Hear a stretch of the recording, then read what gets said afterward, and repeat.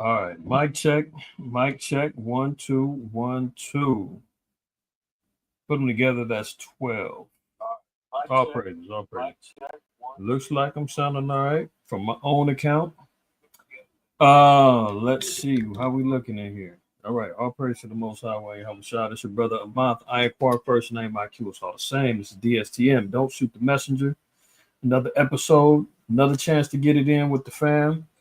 Um, Salute to those of y'all who actually getting notified and actually being put on to the fact that yes, we still are live. Yes, the channel's still active. Although YouTube has been breathing down our necks. They removed last week's video. We'll talk about that in a minute.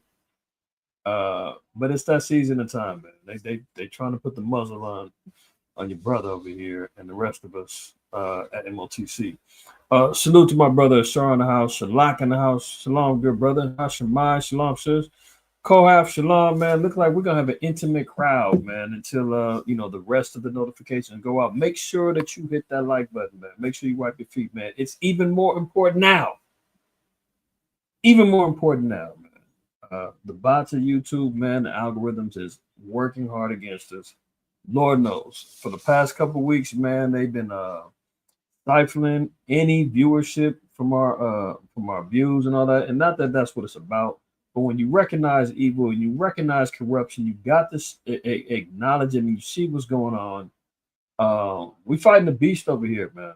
And they got the fangs out, the horns is on, the scales of the damn beast and the dragon is leaving its mark all over the damn place, man. It's unbelievable. And it's just little old us over here. Just little old us, man. And minding our business. Hey, there's the Wiz. What's up, my sister? Shalom. Where you been at? There's the Wiz, my sister. Where you been at? Prayerfully you well, my sister. And tell my brother Karatazan says Shalom as well. Hopefully he's well as well. Yeah, man. So let's real quick little recap, man. Let me kill a little bit of time, man. Hopefully, some notifications is going out and people are understanding and knowing that we live. But we'll get a minute for the algorithm to kick in, and if it don't, it is what it is, man. Whoever hears this is supposed to hear it. That's the will of the Lord, and we all blessed. You dig what I'm saying? So look, love y'all too. Love y'all too. All praises. So look, Tuesday, Elder Allah died. Does a lesson regarding the law of, see how I can put it. It's the S word when somebody unalives themselves or takes their own life, right? So did a show. I mean, the video was maybe 12, 13 minutes, whatever. I immediately get an email from YouTube. Oh, we saw your video. Are you okay? Many of us in the community and all that are all concerned about you based upon the titling of your video and blah, blah, blah. And there's hotlines for help. If you can read the goddamn title where it says the law regarding this, we're dealing with biblical law, whether it's okay or not to commit such an act. Not that we was out here pleading for ourselves. Yeah, thank you, Kohath. You seen that? They immediately slapped the label on it, and it's all because of the titling of the video. They, the bots pick up on certain words. Boom, right? So they, I hit Allah died. I know Ashar hit me as well, and I told him, I said, look what they doing. They're already sending out emails, talking about, are you okay? What's going on? Blah blah blah, right? And I said, now they're really going to step on our necks even more because they already been, shadow banning the channel for, it's been for a hot minute, but more heavily the last couple of weeks. Did you call and Craig call them? They gave you the hotline number? And these maniacs, man. So I told other dad, I said, look, man, they're gonna step on our necks even harder now, right? Lo and behold, the next day, oh, YouTube, we've removed your video from last week uh, because of medical misinformation and blah blah blah. And you can look at it from the 2 hour mark, an example of what we're talking about. First of all, you removed the video. How am I going to look at it from the 2 hour mark? I'm trying to go back to dispute it and all of that. I can't even go back and review it because you took it off. So all praise to the Most High. I recorded it. I record every lesson that we do, save it to our own files so that we're in possession of our content when it's all said and done. You entrust into this beast system, man. They're gonna manipulate, take, remove, do whatever they want to your stuff, and it can be lost forever. In the cloud and in the algorithm, right? So the next day after I tell Aladad, I said, look, man, they're gonna step on this watch. Next day, but we removed your video for medical misinformation last week and blah blah blah. I'm like, what? What medical misinformation? All I'm doing is reading articles that's readily published. I'm playing videos of people speaking things into their own existence, like Peter Hotez talking about all the plagues they're going to release January 21st. Remember that? The main point that they acknowledge as an example, if y'all remember, is when I played the video of Bill Gates, Bill Fakes, right? And him talking about how they use Elam. And if you know who Elam is, you know who I'm talking about. Red dot, right? They use Elam as a place where they go and do their good works, you know, to try to perform medical miracles. Remember that? They said that was medical that was misinformation. I shouldn't have said that. I didn't say it. He said it. What are you talking about? But that just lets me know, man. Gates has got the algorithms, YouTube manipulated. Anytime anyone speaks on him, they're listening for anything now, especially now with these plagues that's about to come down, crashing, right? They're getting ready to reenact all of the things they were doing for the last, what was it, 3+ years, almost 4 years, dealing with the DBOC 91 and, heightening all of the community guidelines, man. You can't dot an I across a T without them pulling out a microscope saying, what'd you say? Huh? Does that go along with the narrative that we're out here painting for everybody? Oh, it doesn't? Oh, we're going to go ahead and strike that. We're going to go ahead and remove that. So I got to be mindful. I got to be careful, moving forward. Although they didn't strike the channel, they did just remove it. They ain't even giving no damn warning. They just like, oh, we're just going to take that off, So that's just what it is, man. But guess what, man? I'm doubling down. And it is what it is, right? But I'm gonna be wise. Be wise. So let's let the scriptures tell us. First of all, 2 Corinthians 13:8 says, for we can do nothing against the truth, but for the truth, right? So yeah, they're gonna definitely stifle the growth. They're not gonna be sending out notifications. They're not gonna be sending out a supportive algorithm to share our content and whatnot, man. So, most I willing, man, y'all just be able to stay on top of knowing when we go live. And I don't know what else to tell you. I don't know what else to tell you, man. But it is what it is, man. But they can't do nothing against the truth before the truth, man. You hear that old Robin Harris joke about Bebe's kids in the cartoon, we don't die, we multiply. You understand what I'm saying? You can cut my mouth and cut the other elder's mouse and the younger brother's mouse. There's gonna be some more coming right behind us. You can't do nothing against the truth before the truth, man. Hey, look, all publicity is good publicity, as they say, I guess, So no problem. They took off last week's video, man. We back again. Still gonna get it done. All for the truth, right? So, brothers and sisters, hopefully y'all having a good evening, man. We're gonna go ahead and get started. You can see the title. Um, the West in Israel. The West and Israel have helped, right, to destroy Syria, which we've been talking about, and is Iran next? And not only that, the so-called white man, he's released incurable diseases. The incurable plagues has already been released. We're gonna talk about that along with some more stuff, right? So let's get right to it, man. Let's get right to it. All right. So Assad's fall, which is the president of Bashar al-Assad, president of Syria, they're pretty much acknowledging Syria's done, right? Remember, his wife and kids. He tried to escape over to Russia, and Putin was like, "Man, get up out of here, man. I don't support no cowards." But guess what? That's scriptural. I meant to go there last week, but I forgot.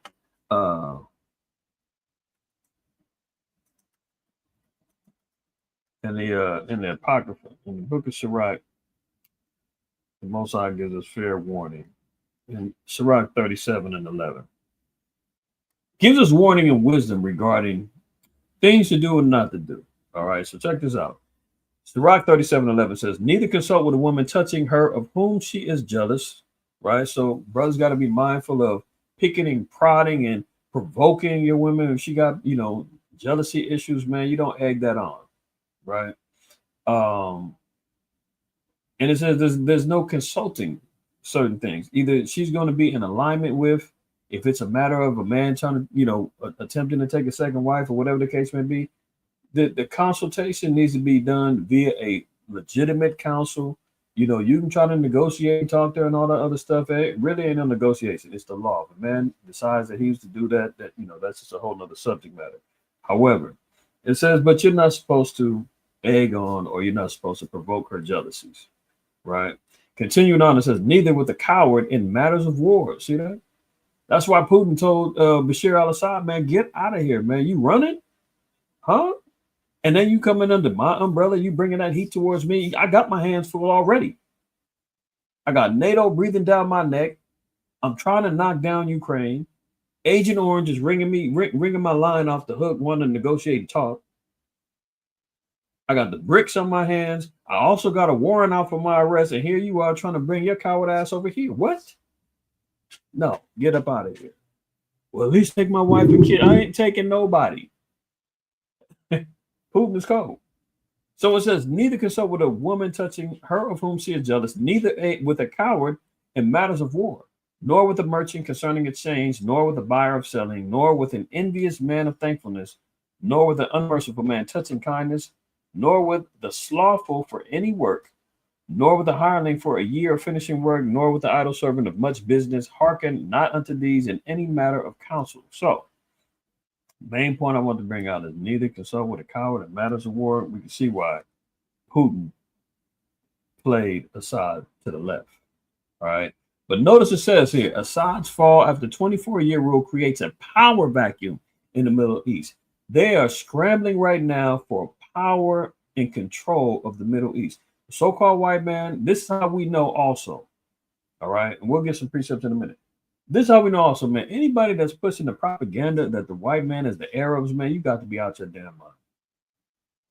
The Arabs are on the run. The Arabs are the ones who's negotiating and begging and making pleas with the so-called white man when it comes down to weapons, technology, peace treaties, etc. They're going to Putin. They're going to America. They're going to Israel. They're going to the white man to get all this stuff established and done. And the ones who don't submit, they're getting bombed the hell out of them. They ask Syria, man, they're getting the hell bombed out of them. And now they're saying there's a power vacuum going on in the Middle East, meaning now there's a scramble for power in those regions. So why and where are we talking about the Middle East? We talked about it last week in Revelation 16:12 about the river Euphrates drying up, that the kings of the East making ready Making ready for what? For war, right?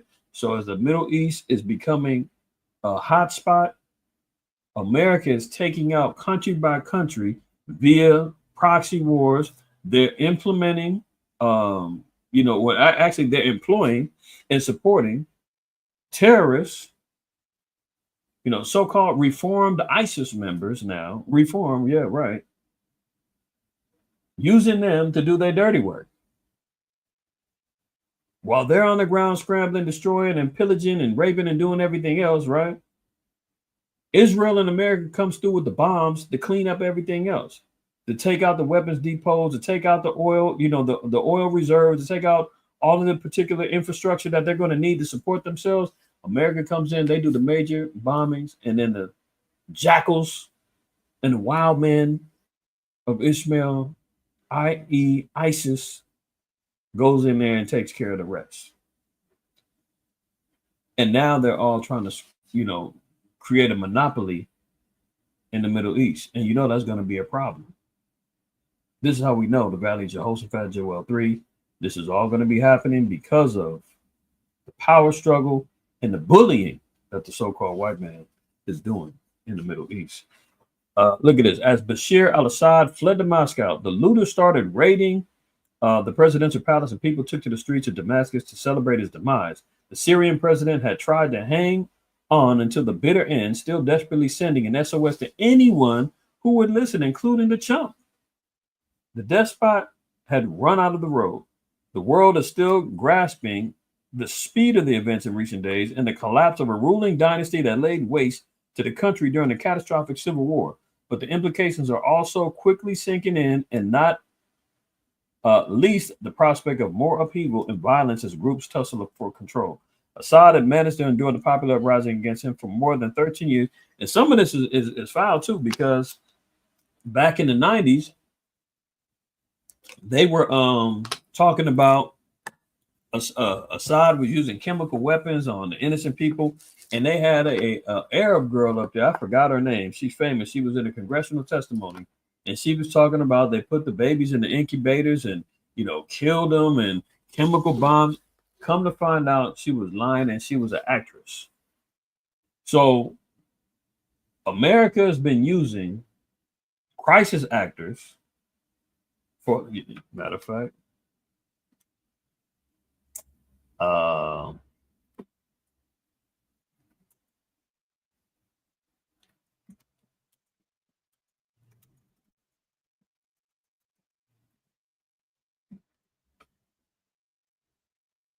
they had her name too. Yeah, here she go. The year of testimony in Kuwait and Iran. 1 second. 15-year-old Nayira al-Sabah giving her testimony to United States Congressional Human Rights Caucus on October 10th of 1990, 2 months after the Iraqi invasion of Kuwait. It was later revealed that she was the daughter of a Kuwaiti ambassador, Saud Nasir al-Saud al-Sabah, and that her testimony was false. This is all on the precipice of America utilizing these particular fake testimonies to invade Iraq. And if you look at Iraq right now, Iraq is still jacked up, still reeling. Their economy is shot down. If you look at the Iraqi dinar, I mean, it's worth 0.0000 point, whatever. At that time, because of the oil reserves and the economy, man, the Iraqi dinar was like damn near 3-to-1 compared to the American dollar. That's right, 3-to-1. So in other words, let's just say, I don't know for sure, don't quote me on it, you can look it up. But in 1990, the Iraqi dinar, let's say, was worth 3 point some odd American dollars. $3.50. Let's just throw it out there like that. So every dollar, we had to pay $3 for each dinar. And guess what? America wasn't having it. They wanted to get in that Gulf. They needed that oil. They needed propaganda. They needed a Mockingbird media to set up a boogeyman. What they do? Went up in there, utilized fake testimonies, and the broad came up here and gave a whole false testimony about how torture was going on. They were killing and leaving babies in the incubators, looting on the floor.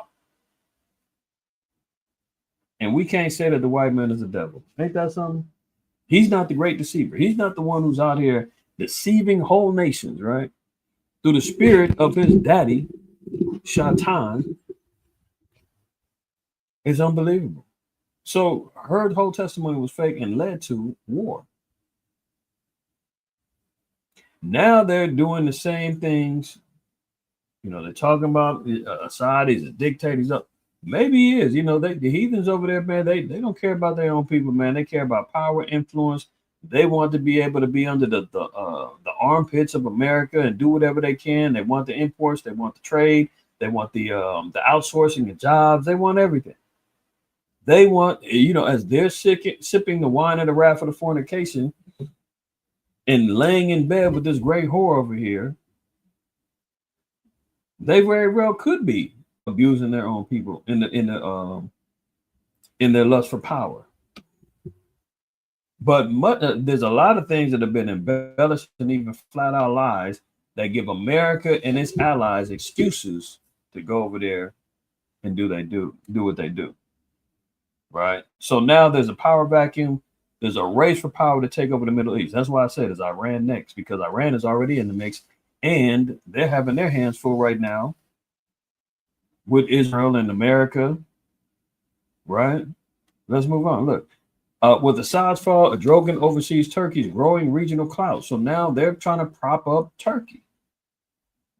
Turkey's been involved along with America, along with Israel, along with ISIS. These are all the main players that help take down Syria. The enemy of my enemy is my friend. Remember though, I showed that article some months back, maybe even a year ago, where the president of Turkey said everybody hates America, but they tolerate them for business sakes. Let me see if I can find that real quick. Off the cuff, man. Off the cuff. Move with me, y'all. Move with me.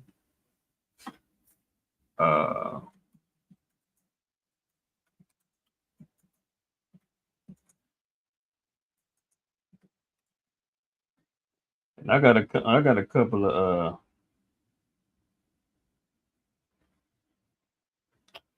see, they probably took out, maybe it was the prime minister.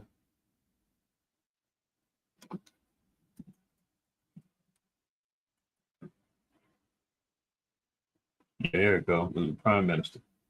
Turkish minister. See what he said? Turkish minister. Everyone hates the U.S. Europe is an American pawn. See, but they will sit back and get in bed with this hoe. They can talk about how much they hate her. You remember Vespuccia and Norbert? If y'all seen Norbert, man, throw a 7 in the chat. Eddie Murphy and Norbert. Vespuccia was a that was the great horror, man. Did y'all see that? Let me help y'all out with a little visual.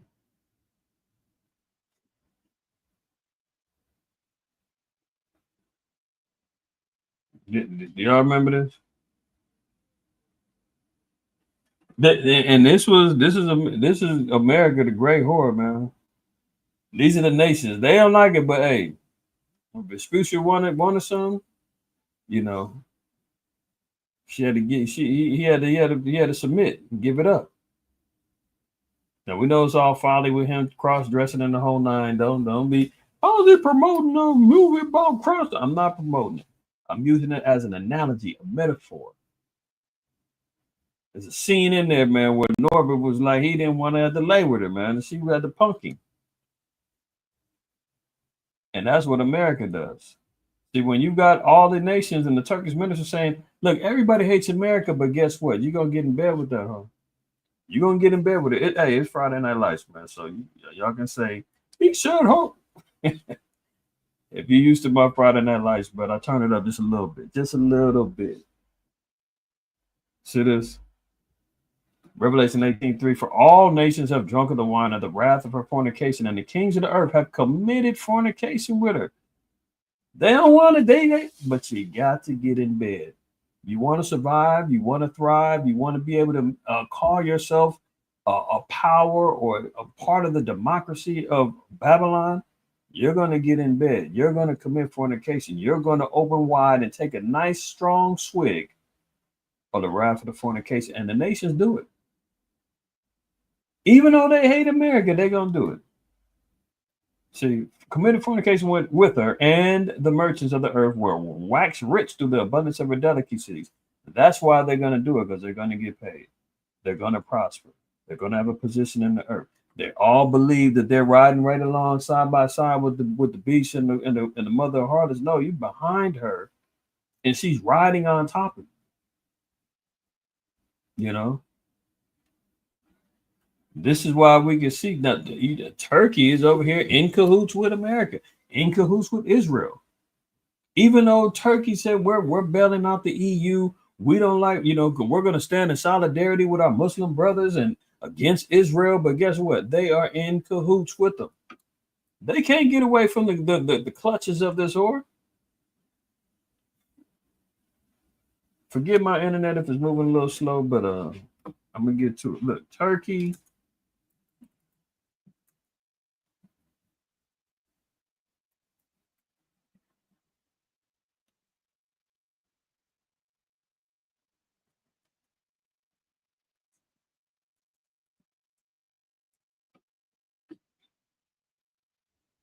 See this? November 11th. Turkey's and Trojan calls for Islamic countries to boycott Israel. What boycott? You're getting ready to take advantage. Turkey's and Trojan calls for Islamic alliance against Israel. They're working with Israel to overthrow Syria. You understand what I'm saying? This is all madness, man. They backstabbing each other, man. They biting each other in the back of the head and the neck and everything else, stabbing each other, vying for power that the so-called white man is handing out, saying, look, if you help me take over, you help me conquer this Middle East, I'll set you up. You can have this region. You can take over Syria. We're gonna put in our own little puppet leader, but guess what? You could have the major dominance control over that. They'll submit to you, right? And all of y'all are gonna submit to me. 1 minute Turkey is against Israel and all that, but hold on, they're in support of them bombing and taking out Syria. How does that work? I mean, this is all a wild mess. So, with the size fall, the Drogan oversees Turkey's growing regional clout. Of all the winners and losers from Syria's sudden change of power, Turkish President Recep Tayyip Erdogan stands out among those with the most to gain. Erdogan's clout over the southern neighbor has increased dramatically with the fall of his one-time best friend. See that? Remember we read that? Yeah, it was last week in 2nd Ezra 5 about friends fighting each other like bitter enemies. Dramatically, with the fall of his one-time friend Bashar al-Assad bolstering his political standing at home and in the international arena, Turkey is the key country. Ran the headline in Monday's edition of Istanbul-based Milliyet newspaper as it hailed the country's role in Syria, a NATO member and longtime American ally that has pursued an increasingly independent foreign policy in recent years. Turkey under Erdogan has proved adept at seizing on the shifting global order to extend its influence. It helped turn the tide in Libya. Erdogan is among those vying to mediate peace between Russia and Ukraine after engineering a deal to allow Black Sea grain exports. And he's been a rare voice standing up to Israel and championing the Palestinian cause. Meanwhile, he's okay with Syria bombing on his former friend. Wild. Storm of Iron. Israel preparing a blitz on isolated and weak Iran's nuke bases after wiping out Assad's military in a wave of 480 strikes. Can we see that? They just talk about Erdogan standing up against Israel, but how come he's not condemning these 480 strikes against Syria done by Israel against his friend, his buddy, and Muslims? It's all fake, you know. When it comes down to power, that's why the Most High said, look, First Timothy 6. And y'all know this one. This is a classic. First Timothy 6:10. For the love of money is the root of all evil. It's not the money.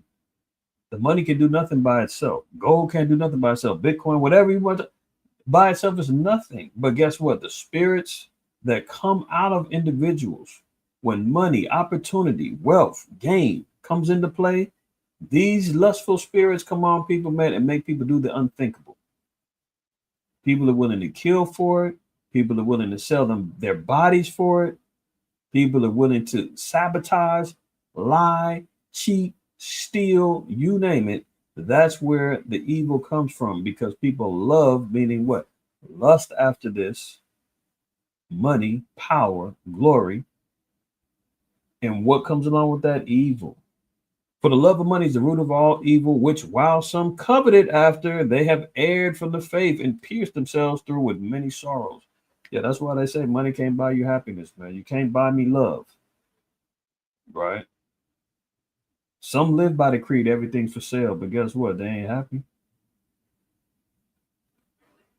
You know, I said I wasn't even gonna talk about, but look, you see what's going on with Diddy and his whole thing. Now they're distracting the headlines with Jay-Z. Jay-Z next. Jay-Z raped a 13. Oh, excuse me. Jay-Z raped a 13-year-old or took advantage of a 13-year-old. Is that true? Who knows? Yeah, where the walls are crumbling down. They just got through saying that LeBron James then took a personal leave of absence after he was being accused of going to the freak offs and, you know, slipping and sliding on the damn baby oil. LeBron, you know, he's an Iron Man. Dude spends $1 million a year on his body, man, 40 years old and still balling like crazy. And all of a sudden he needs personal time out after people were talking about him and having issues, you know, with his relationship with Diddy. You know, tell me those men, billionaire men, aren't dealing with sorrows right now. You understand? How many people in Hollywood, in the music industry, strung out on drugs, chasing their demons away through, you know, liquor and alcohol, lean pills, you name it, strung out with many sorrows, man. Drug kingpins and the whole nine, man, constantly looking over their shoulder, whether it be for the police, the feds, or their enemies, trying to take what they got, they can never enjoy because why? They got too many sorrows, man. The money's coming. The conscience of a woman, man, who's constantly selling her body on OnlyFans and strolling up and down the streets on Fig and, you know, prostituting herself. You got guarantee she got escapism through drugs, depression, and the whole nine. When it's all said and done, and you got to wipe the makeup off, you take the wig off and all that, you're sitting looking in the mirror crying to death because you don't like your life. But it's all because of the money. Now you see what happens, man, with these nations come into play. They're like, look, there is no friends. All's fair in love and war. And now we see what's going on in Turkey, man. They're trying to take over. The Middle East is a power vacuum up for grabs right now, and America is ready to give it to the highest, not necessarily bidder, but whoever's willing to do their bidding, they're ready to hand it over. Now you see the resume that a Trojan is trying to put out there. Hey, look at all the good stuff I'm doing, man. I've been over here rallying. I'm trying to talk peace over here between Ukraine and Russia. And, you know, I'm in NATO. I got out the EU, but I'm still part of NATO. I'm a good guy over here. Like, set me up, boss. I shows be good and take care of the Middle East for you, boss. Oh, that's a Negro accent, man. I wonder how they do it over there in the Middle East. Sand nigga speech, you know? So, Israel is preparing to hit up Iran next. Israel's preparing to blitz Iran's nuclear bases in a joint mission with the U.S. while Iran is isolated and weak. Now, remember, we talked about that ceasefire deal. Remember that? That was just with Lebanon. Israel ain't done. People think, oh, Israel finally with the peace. No, we talked about that already. Told you, Esau going to continue going crazy. So the IDF is readying itself for the strikes after it wiped out 85% of the remnants of Assad's military, clearing the way for its aircraft and missiles. Netanyahu's government has now confirmed it will capitalize on the rare opportunity to strike Iran after the Islamic nation's allies have been dropping like flies. Israel has taken out 85% of the anti-aircraft systems in Syria with a wave of 480 strikes, according to sources from the country, given its total superiority in the skies. All right, look at this. You know what? Let me get a couple more scriptures. When you see Esau calling these shots, man, I mean, really, look at the powers that be. Esau, the so-called white man, under the auspices of America, Babylon the Great, spiritual Sodom, spiritual Egypt, you name it. They're the head. They're in control of NATO. They're calling the shots. They're the Western representation of democracy. And they're in control. Thus saith the Lord. Job 9:24. This is how we know that there's no way that the Arabs is the white man. That they over there begging and licking boots. We'll see in a minute. The earth was given into the hand of the wicked. He covered the faces of the judges thereof. If not, where and who is he? So the so-called white man has been blessed to inherit and take over the earth. And notice it said that he is going to be wicked while he's in control. He's covered the faces of the judges. We could talk about the Renaissance, the Dark Ages, black nobility being covered up and neglected, history being changed, right? Hawashai said he's going to come back and judge the nations. They're saying he's a white man named Cesare Borgia. Change our faces. Said that the people over there right now that's bombing Iran, that's bombing Syria, they're the real people. What? How's that? We're the judges. How are we judges? Through the law, statutes, and commandments. We're the ones who was given the ability to judge good and evil based upon the laws of the Lord. The nation wasn't given that, but they've changed our faces. The greatest form of vandalism, defacing history is done by them. And then the Lord asked the question, if it's not him, where and who is he then? I mean, damn, if the writing ain't on the wall, man, and you can't read, man, go sit down. It's not for you to understand.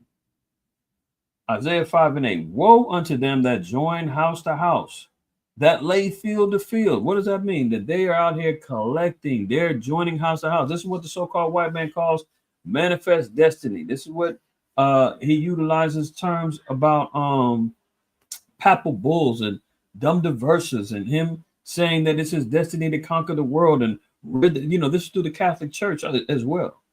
Rid the nation and convert the pagans. And if they don't fall in line, put them to death.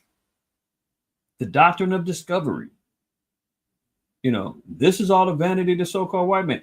The Lord said, though, woe to him to join house to house. What's he doing? He's ransacking. He's taking this house, joining it with this house. He's constantly adding on to his real estate portfolio throughout the earth. Lay field to field till there be no place, till there's nothing left. He's taking it all. You understand? That they may be placed alone in the midst of the earth. This is where you get the essences of population control. You understand? Remember, they knocked down the Georgia Guidestones that had the whole guidelines about how the elites, they wanted to reduce the population to 500 million. That's a reasonable population that they can control, as opposed to 8 billion.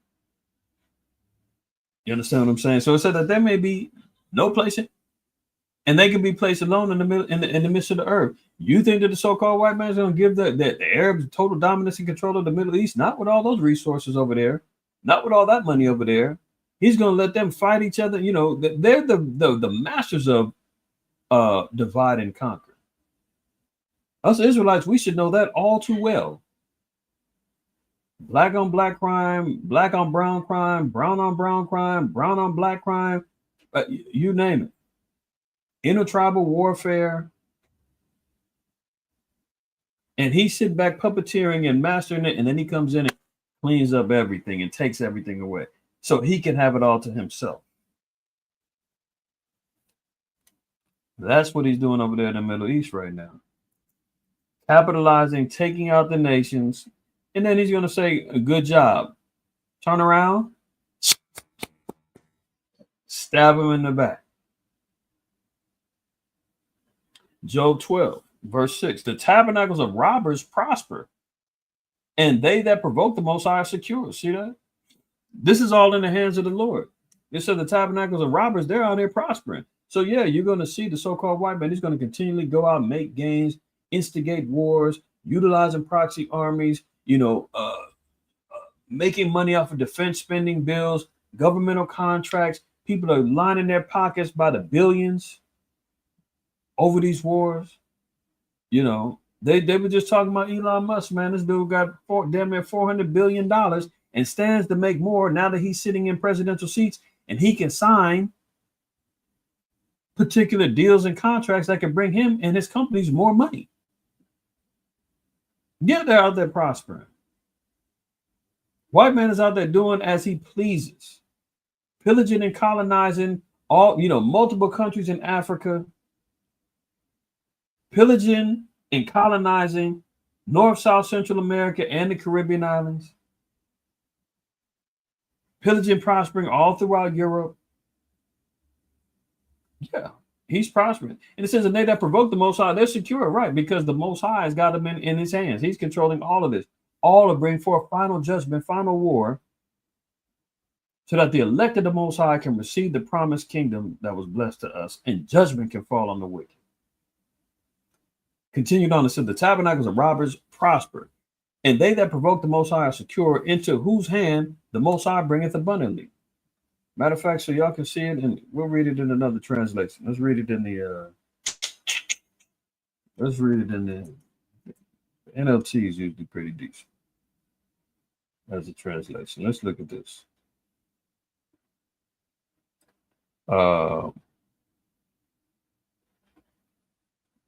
Let's look at verse 6.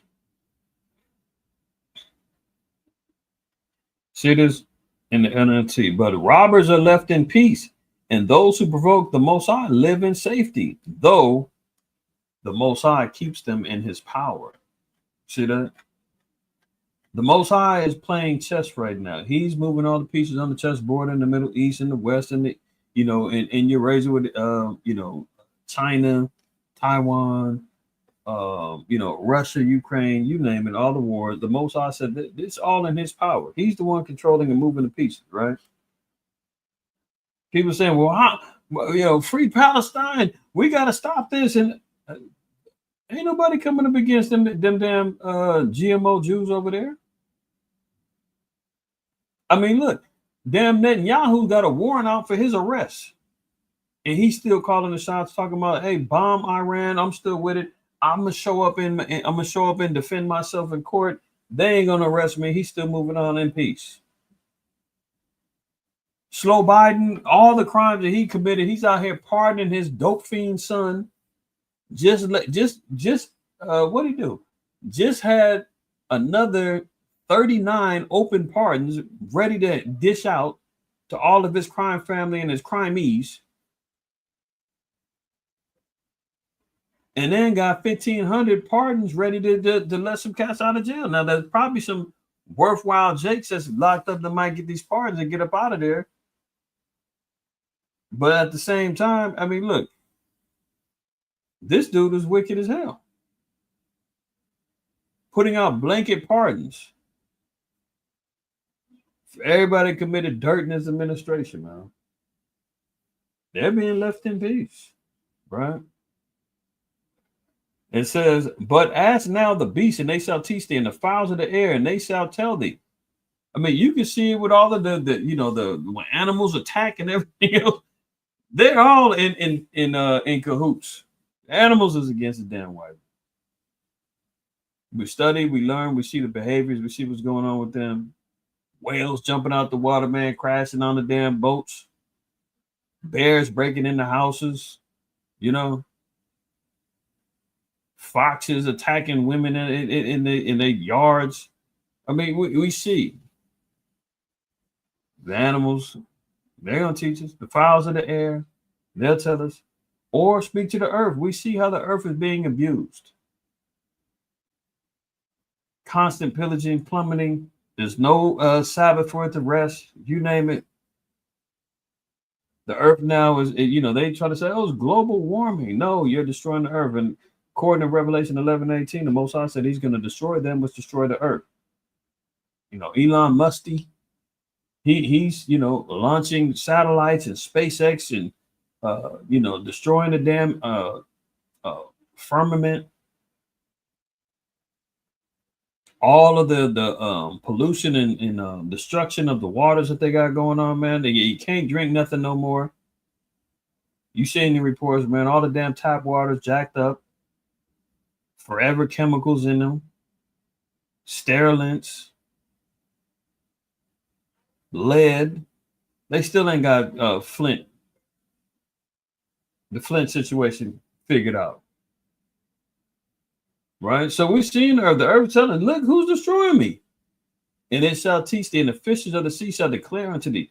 We've seen fishes by the hundreds floating up on everywhere from Marina Del Rey to Japan.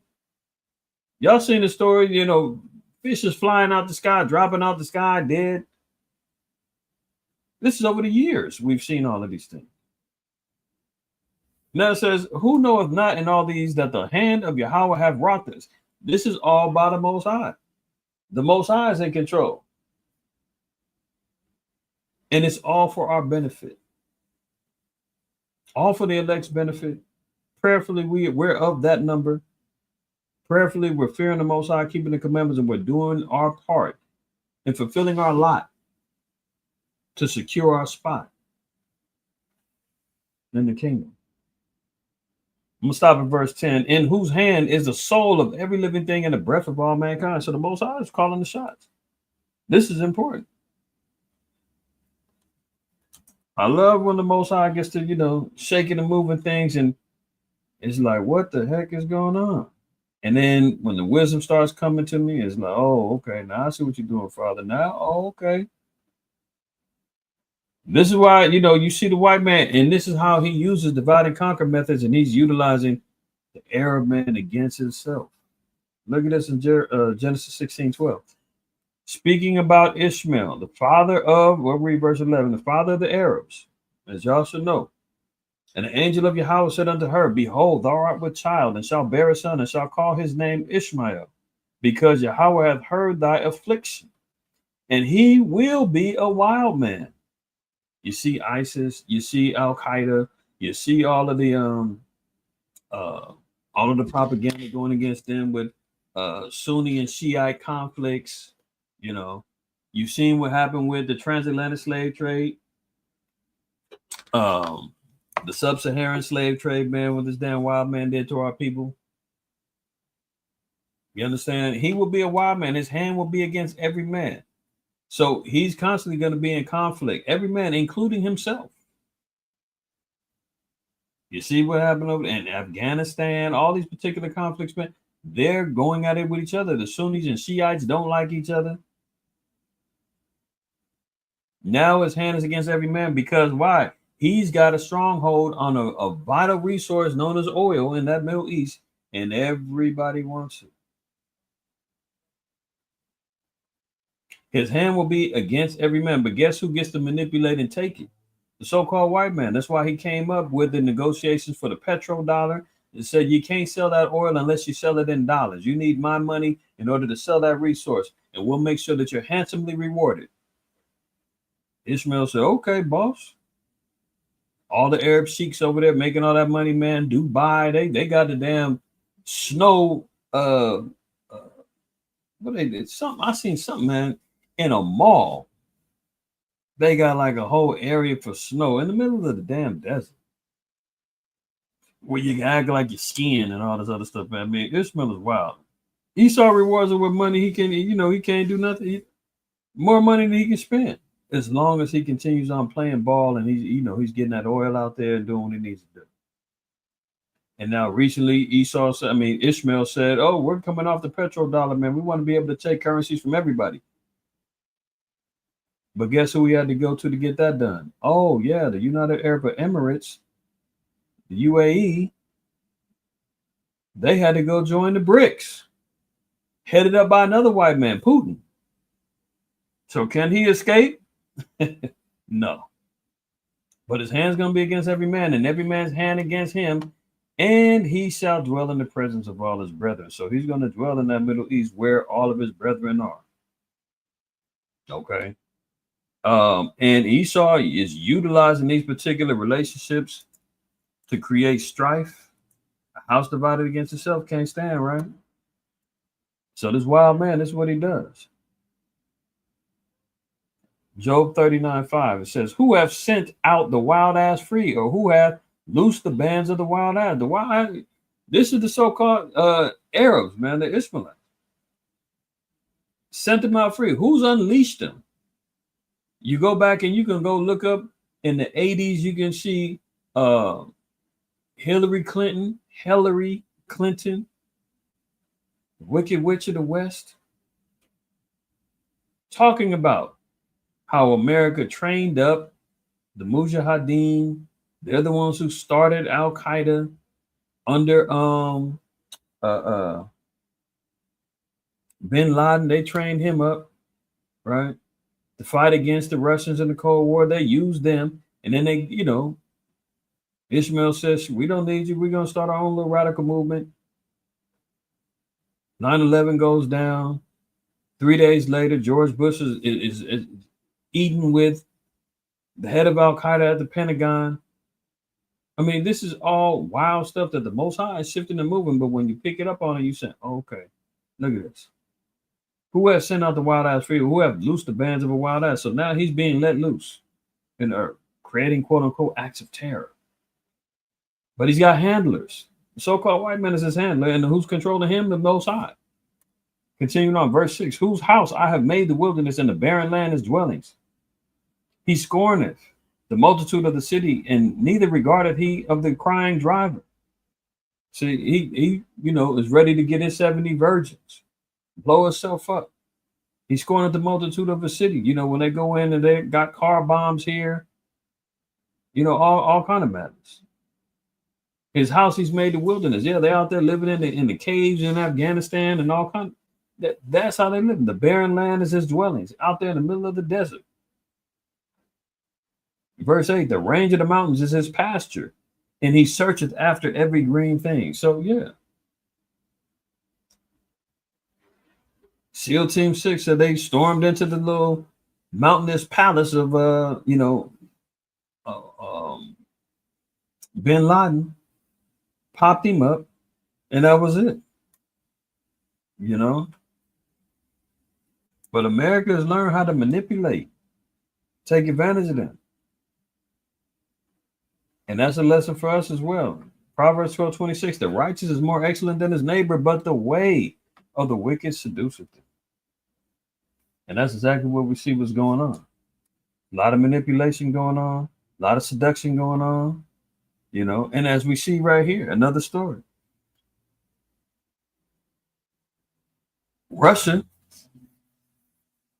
got their buddy India on point, and they're getting rewarded for their support of BRICS and them not deserting them during their times of war.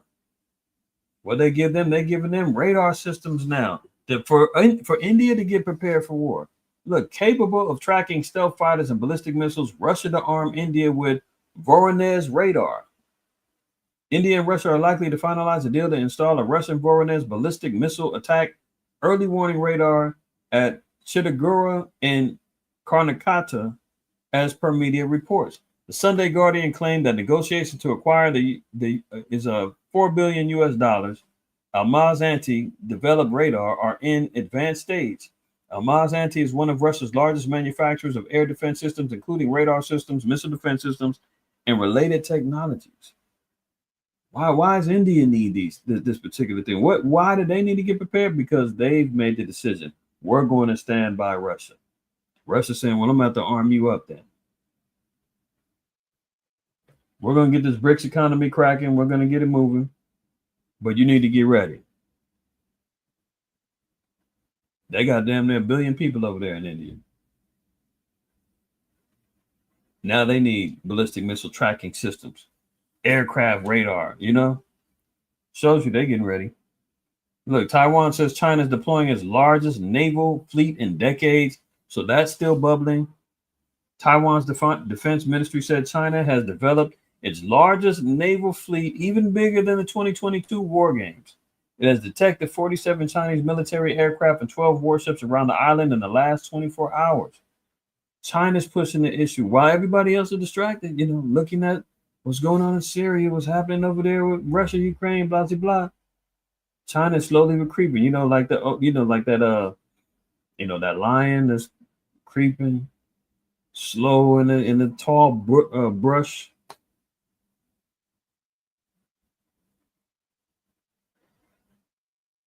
And the antelope is just sitting there, not paying attention. They're still talking about it. They said 2027, man. China said if Taiwan don't bow down, man, it's going down. So we'll see what happens with that. Look at it. NATO warns we need to, quote, prepare for war and we're not ready for what's coming. I didn't say it. The heads of NATO said, prepare for war. What does that mean? World War III, man. It's not shock value, man. I know it may sound repetitive. World War III again. World War III again. Okay. But if you don't pay attention, if you don't understand the repetitiveness of why this is important, you will be that one who gets caught sleeping. Remember, the Lord said you're going to come like a thief in the night. You will get caught sleeping because you're going to get lullabied to sleep. Because you're going to say, man, World War III ain't happy. I'm going to go check JC. Is he guilty? And did he do it? Hey, what happened with whatever the hell else is going on out there? That will become more of a distractionary thing for you because they're throwing it out there. Oh, look at the drones. Is it drones? Is it UFOs? What's it? This is all the stuff that he's out there doing. Oh, the CEO of United Healthcare got smoked. Oh, now they got the guy that put him to death, Luigi. God damn. Luigi did it. And now he's got a manifesto, copycat killers. They were selling his hoodie in the stores. They were selling out. People were showing up in Central Park all wearing the hoodie. They're trying to turn him into the Joker. If you've seen that movie, all of the downtrodden, depressed, mentally, mental health cases, they're all rallying around their hero who fought against the big old corporate, corporation demons. And now the bad guy's the good guy and getting celebrated. And you see how this is playing out, y'all? They're parading around Luigi as he's getting locked up. Not all these particular little distractionary things. Meanwhile, you just seen Peter Hotez last week talking about they about to unleash the gambit of diseases next year. And he's quote unquote worried about it. And NATO's talking about we got to get prepared for war. But a Negro too busy sitting around sucking on his thumb with a joystick controller in his hand and a blunt in his mouth. I mean, come on. Northern Kingdom too busy in the backyard sipping damn cervezas, barbecue and pork to care about what's really going on. My sister's too worried about gaming and catfishing some Jake to get some money up out of him instead of worrying about really what's happening. Britain and other members of NATO have been urged to shift to a, quote, wartime mindset. Well, what's Ecclesiastes 3 tell us? It's a time for peace and a time for war. Well, we see what spirit the Most High is putting out there. We've been covering all these scriptures for a long time now. 2nd Ezra 6 to 16, the whole nine. Now we're seeing it play out in real time.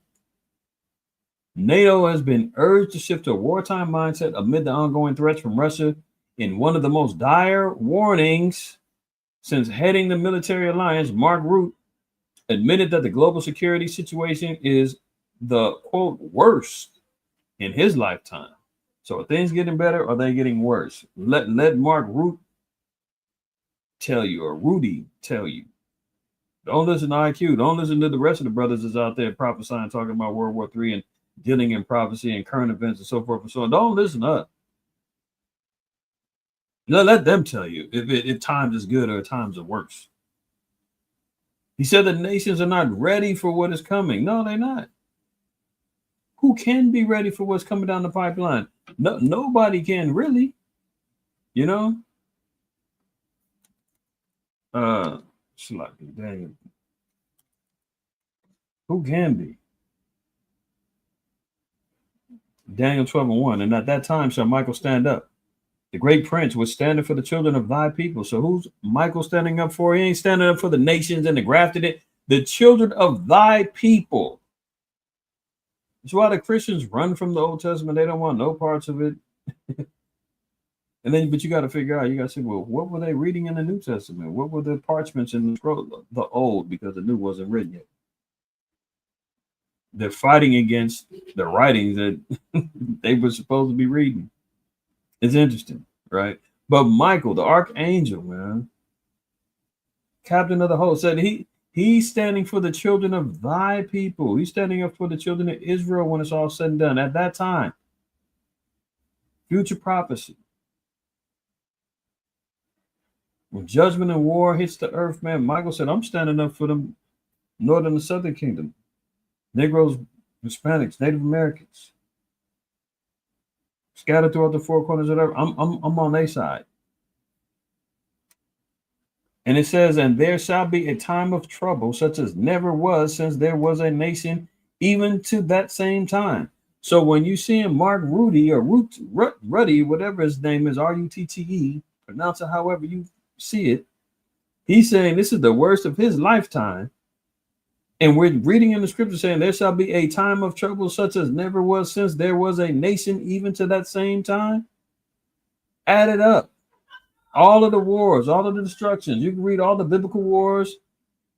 Thousands, you know, they Saul killed his thousands. David killed his slayed his 10,000s. That was a hardcore war. One man killing tens of thousands, and the Lord said that was nothing compared to what you're going to see. World War I, World War II, the Korean War, the Spanish-American War, the Civil War. You could talk about all of the damn conflicts going on that's been happening in Africa, all of the ancient Chinese dynasties fighting against them, the Huns, and nothing is standing up to what's coming down the pipe. The Lord said, such as never was since there was a nation, even to that same time. And at that time, thy people shall be delivered. Who's getting up out of here? Who's going to be delivered? Who's going to be preserved from all of this madness? The children of the Lord, the Israelites. Everyone that shall be found written in the book. Oh, but it's qualified. That's what we're working hard for, man. Is to, Lord willing, have our name be found in that book of life. You understand? As NATO's telling their constituents and the nations that are aligned with NATO, he said, man, the nations ain't ready for what's coming.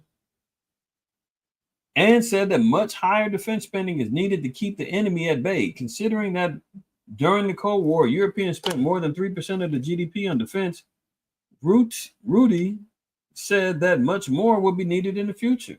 The alliance estimates 23 of its 32 members will meet the 2% target this year. Members are also barely grappling with renewed pressure from Donald Trump, who also who has called for allies to spend 3% of GDP on defense.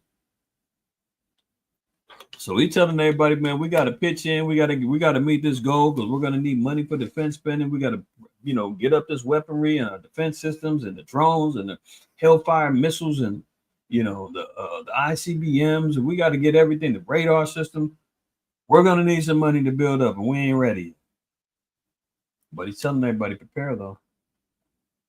Look, you may be hunted. Russia tells citizens not to visit the U.S., major Western countries. Remember in 2 Ezra 15 tells you, a man said desire to go into a city and not be able. I mean, Russia is warning their people saying, you might get hunted down because we're about to turn up the heat.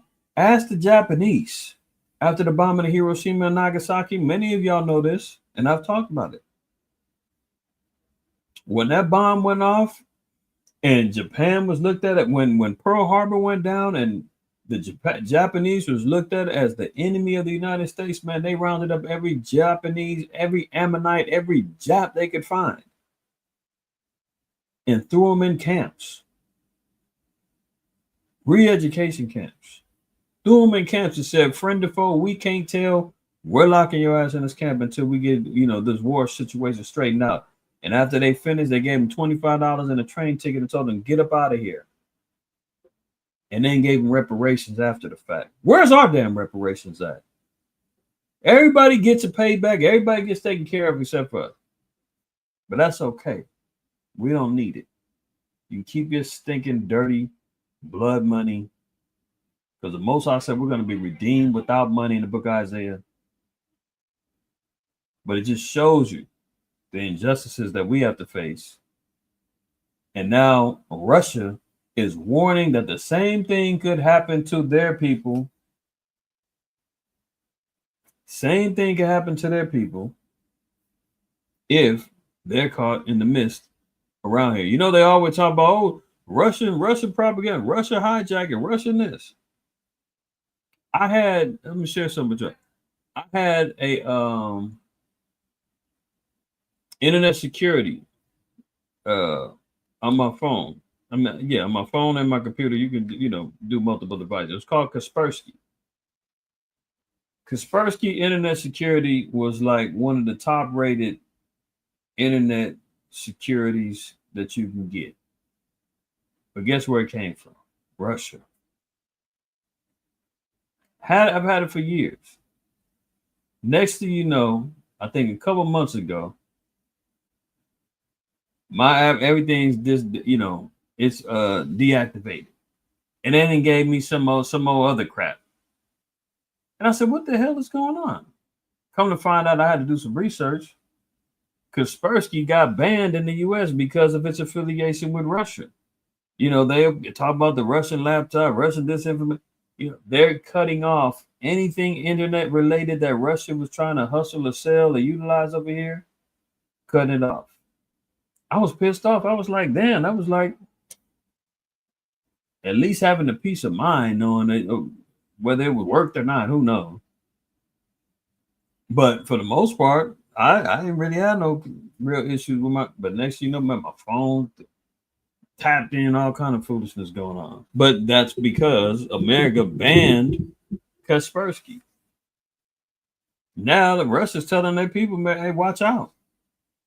You might get hunted down by U.S. authorities. Look at this. Both Moscow and Washington say their citizens have been wrongfully imprisoned and their diplomats harassed increasingly as relations sour. Russia said on Wednesday that relations with Washington were so confrontational that Russian citizens should not visit the United States, Canada, and some EU countries in the coming weeks because they risk being hunted down by U.S. authorities. Russian and U.S. diplomats say the relationship is worse than any time since the 1962 Cuban Missile Crisis, when the two Cold War superpowers came closest to international nuclear war due to a confrontation over the Ukraine war. In the context of the increasing confrontation in Russian-American relations, which are teetering on the verge of rupture due to the fault of Washington, trips to the United States of America privately or out of official necessity are fraught with serious risks. And if you remember,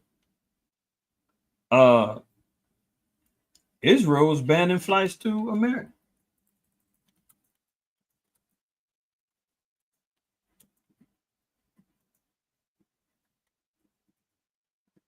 They're telling people stay away. Look at it. American Airlines extends suspension of flights to Israel.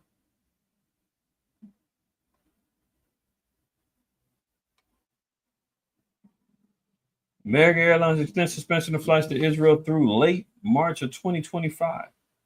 They're not flying nobody into Israel till 2025, and it could be extended. Look at it. World's largest airline suspends flights to Israel until the spring. So You can't get a flight to Israel in using American Airlines until spring of 2025.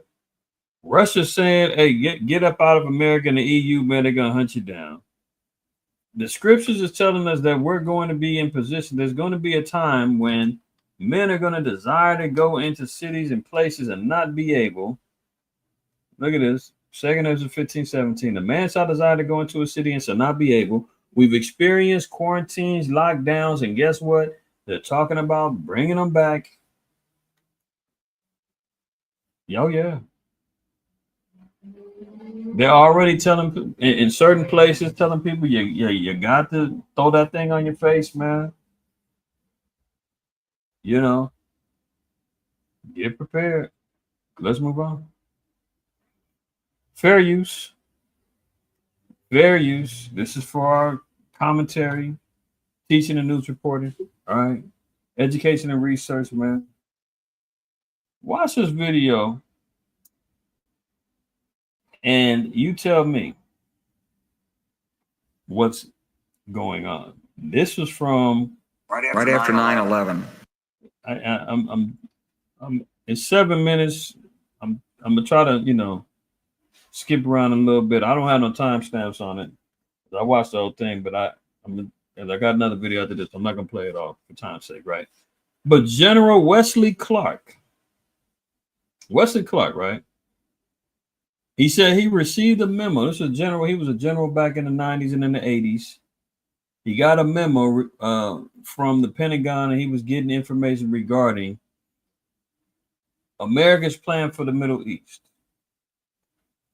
He says, quote, this is a memo of how we're going to take out 7 countries in 5 years. About 10 days after 9/11, I went through the Pentagon and I saw Secretary Rumsfeld and Deputy Secretary Wolfowitz. I went downstairs just to say hello to some of the people on the Joint Staff who used to work for me. And one of the generals called me and he said, "Sir, you got to come in and talk to me a second." I said, "Well, you're too busy." He said, No. He says, "We've made the decision. We're going to war with Iraq." This was on or about the 20th of September. I said, "We're going to war with Iraq. Why?"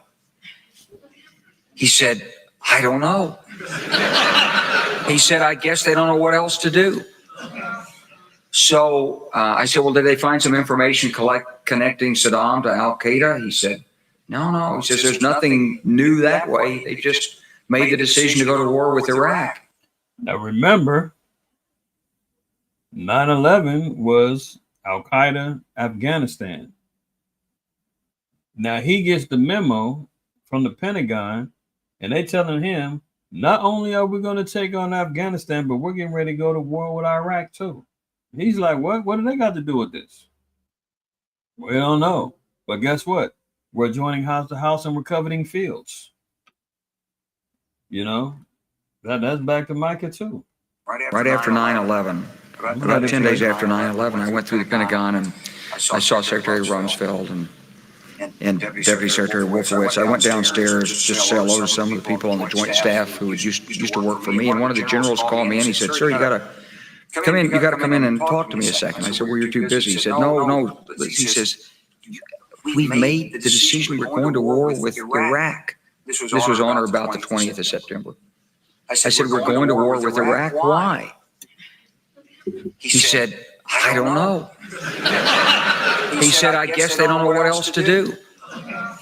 So I said, "Well, did they find some information connecting Saddam to Al Qaeda?" He said, No. He says, "There's nothing new that way. They just made the decision to go to war with Iraq."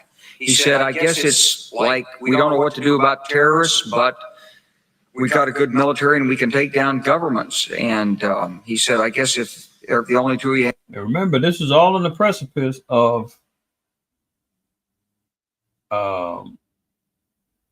Baby Bush Jr., George Bush Jr., saying that there was weapons of mass destruction over there.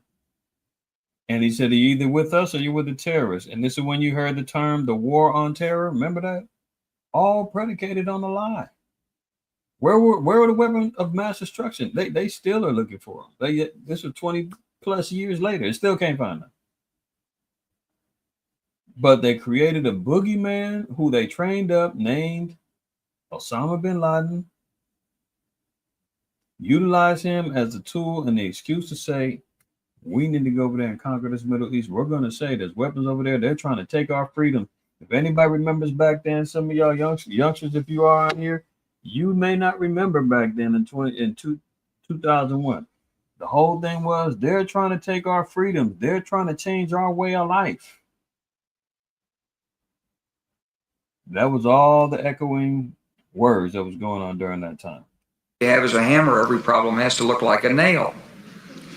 So I came back to see him a few weeks later, and by that time we were bombing in Afghanistan. I said, are we still going to war with Iraq? And he said, oh, it's worse than that.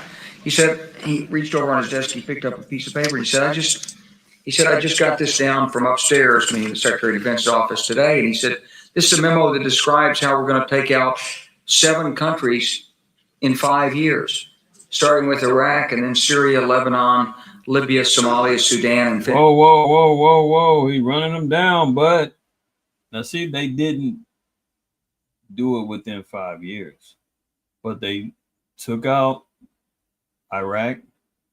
They destabilized a lot of the other countries and kind of, made them tuck their tails between their legs and didn't completely go for the kill. But he's not forgotten his goal.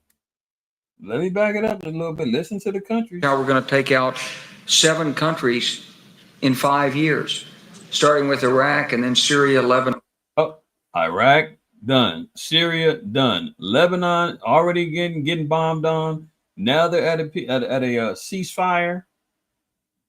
Remember, we just got to read the article earlier. The Middle East is now a vacuum waiting for, a power grab. Now it's all making sense, huh? Lebanon, Libya, Somalia, Sudan, and finishing off Iran. Oh, finishing off with Iran. Libya, Somalia. They're done. I said, is it classified? He said, yes, sir. I said, well, don't show it to me. And I saw him a year or so ago, and I said, you remember that? He said, sir, I didn't show you that memo. I didn't show it to you. I'm sorry, what did you say his name was? All fun and games, man. Esau laughs at destruction, laughs at calamity, laughs at colonization, laughs at genocide. It's all jokes. All jokes. But we see what he's doing. Remember, the earth's been given to the hand of wicked. He's making good on that. That's why we read that in Job. And we read about him taking over lands in Isaiah 5 and 8. Until he takes everything that there's nothing left but he himself. This is what he's up to. Now, hold on. Before I play this witch, if y'all don't remember this guy, Muammar Gaddafi. He was trying to align all the African countries. He was trying to create his own economy. He was trying to unite the Arabs together. He was a threat to Esau. And we all know what happened to him. I'm going to play a little bit of his speech. لما تكلموا عن حدود 67 يعني هذه حقيقة شيء مذهل. Now it's in Arabic, but you got to read the subtitle. لما تكلموا عن حدود 67 يعني هذه حقيقة شيء مذهل جدا جدا. وين القضية اللي قبل 67؟ كنا نكذب على أنفسنا ولا نكذب على العالم؟ He's talking about Palestine. Whatever happened to the Palestinian cause we had before 1967? Palestine is damn near getting destroyed right now. That he's getting ready to talk about 1948 and all of that. This was in the early 90s. He made this speech. قبل 67 كنا نكذب على أنفسنا ولا نكذب على العالم؟ آلاف الشهداء سقطوا قبل 67 من أجل من؟ كيف تقولون أن فلسطين احتلت عام 67 وعودوا إلى حدود 67؟ هي فلسطين الضفة الغربية وقطاع غزة. زين إذا كانت هكذا هذه ما احتلوها الإسرائيليين عام 48. So he's already talking about the Israel, Gaza, and Palestinian conflict. He said it's not just about Gaza, it's not just about Palestine. It's bigger than that. He said, if this so, it means that the Israelis did not occupy it until 1948. Yeah, we know that. تركوها لكم 20 سنة. لماذا ما عملتوا فيها دولة فلسطينية؟ Now that, قطاع غزة مش كان تبع مصر؟ عملتوا فيها دولة فلسطينية. that's Bashir Assad right here. That's his buddy that just got his butt whooped and ran up out of Syria. And he's getting ready to tell him, look, if we don't come together, man, Esau is going to hang us and wipe us all out. This is 11 minutes. I'm going to try to get to the point where he says it. مش كان قطاع غزة مش كان تبع مصر؟ والضفة الغربية مش كانت تبع الأردن؟ ما كانت بيدكم. 20 سنة تاركينها ليكم اليهود من 48 إلى 67. ليش ما عملتوا فيها دولة إذا كانت هذه هي فلسطين؟ Again, they all getting cut by what he's talking about. They looking at each other like, man, this dude calling us out, saying how come we didn't monopolize on the chance that we had to take power? Why didn't we unify? Damn. He's cutting them, but he's in front of all of his brothers, all of his Muslim brothers, right? All of the wild men. وما هو مبرر الحروب والتضحيات والمقاطعات الاقتصادية اللي قبل 67 ضد الإسرائيليين؟ زين، ممكن الإسرائيليين الآن يرفعوا دعوة ضد العرب، يطالبوا بالتعويض بالمليارات أكثر من تريليونات عن الخسائر التي لحقتهم ما بين 48 و 67. أنتم العرب. He said, look at it. He said, man, now the GMO Jews, man, can sue for billions in damages and blame you for their struggles, and you didn't capitalize on it. I'm being able to have occupancy of the land. Remember Bashir? Well, no, what's his name? Abdul Nasser, when he said that the Jews left out of here, black came back white before they had the 6-day war. He says, you Arabs admitted that the Palestinian cause began after 1967. اعترفتوا ان القضيه بعد 67. بيقولوا لكم لماذا حاربتونا قبل 67؟ ادفعوا لنا التعويضات هيكون والمقاطعه ما يسمى بمقاطعه اسرائيل والخسائر التي الاقتصاديه التي لحقت بالاسرائيليين. روحوا العرب ادفعوا الثمن بتاعها. يرفعوا ضدكم دعوى يكسبوها. See, they laughing. They thinking, oh man, this dude's tripping, man. America treating us good, man. It's the Israelis, man. We got all this damn money and oil. We ain't tripping. What's wrong with him? وقولوا نحن مظلومين وقلنا لكم نحن حمل وديع في وسط ذياب من 48 ونحن نقول هذا الكلام والدليل على ذلك ان العرب انفسهم اعترفوا بهذا. اعترفوا. He said they're like the innocent wolves. I mean, they're innocent sheep surrounded by wolves. We've been saying this since 1948. ونحن نقول هذا الكلام والدليل على ذلك ان العرب انفسهم اعترفوا بهذا. اعترفوا ان فلسطين احتلت عام 67 وهم يطالبوا بالعوده لحدود 67 وتنتهي المشكله ونعترف باسرائيل. ليش ما اعترفتوا بها قبل 67؟ ليش خسائر 48 وخسائر 56 وخسائر 67 وخسائر عربيه وبعد سنين حطالبوا انتم بالعوده الى حدود 2008 ونعترف باسرائيل؟ هذا اللي بيحصل وفقا لهذا. Trying to find the part where he said, man, we don't come together, they're gonna hang us just like they did Saddam Hussein. Salaki y'all for not having the timestamp on it. المفاوضات جربناها. He said we tried to negotiate. مشينا فيها بعيدا وكانوا اليهود يقولون اجتمعوا معنا مرة واحدة مفاوضات من الصبل داود إلى غاية أنابوليس ولا اسمه اللي انت عامس. Let me see if it's a little further down.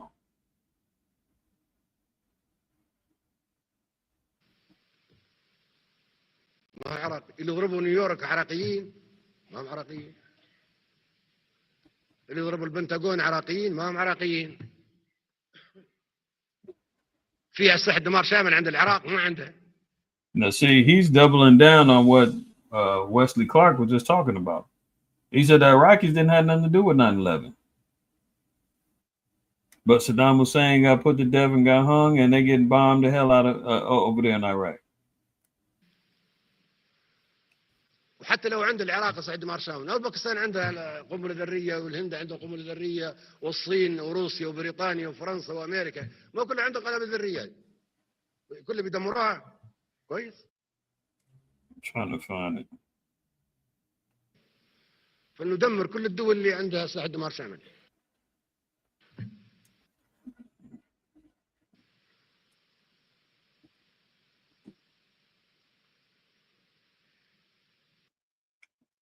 Hold on. Trying to see if I can get it. Where's my mouse at? تجي قوه اجنبيه تحتل دوله عربيه وتشنق رئيسها، واحنا نتفرج عليهم ونضحكوا. وعمار قعد في القصر كم عام واحنا نتفرج عليه ونعقدوا قمه. You know what? I'm about to go back over because I meant to get the timestamp on it, but I'm gonna put the link in the chat, man. Y'all can check it out for yourself.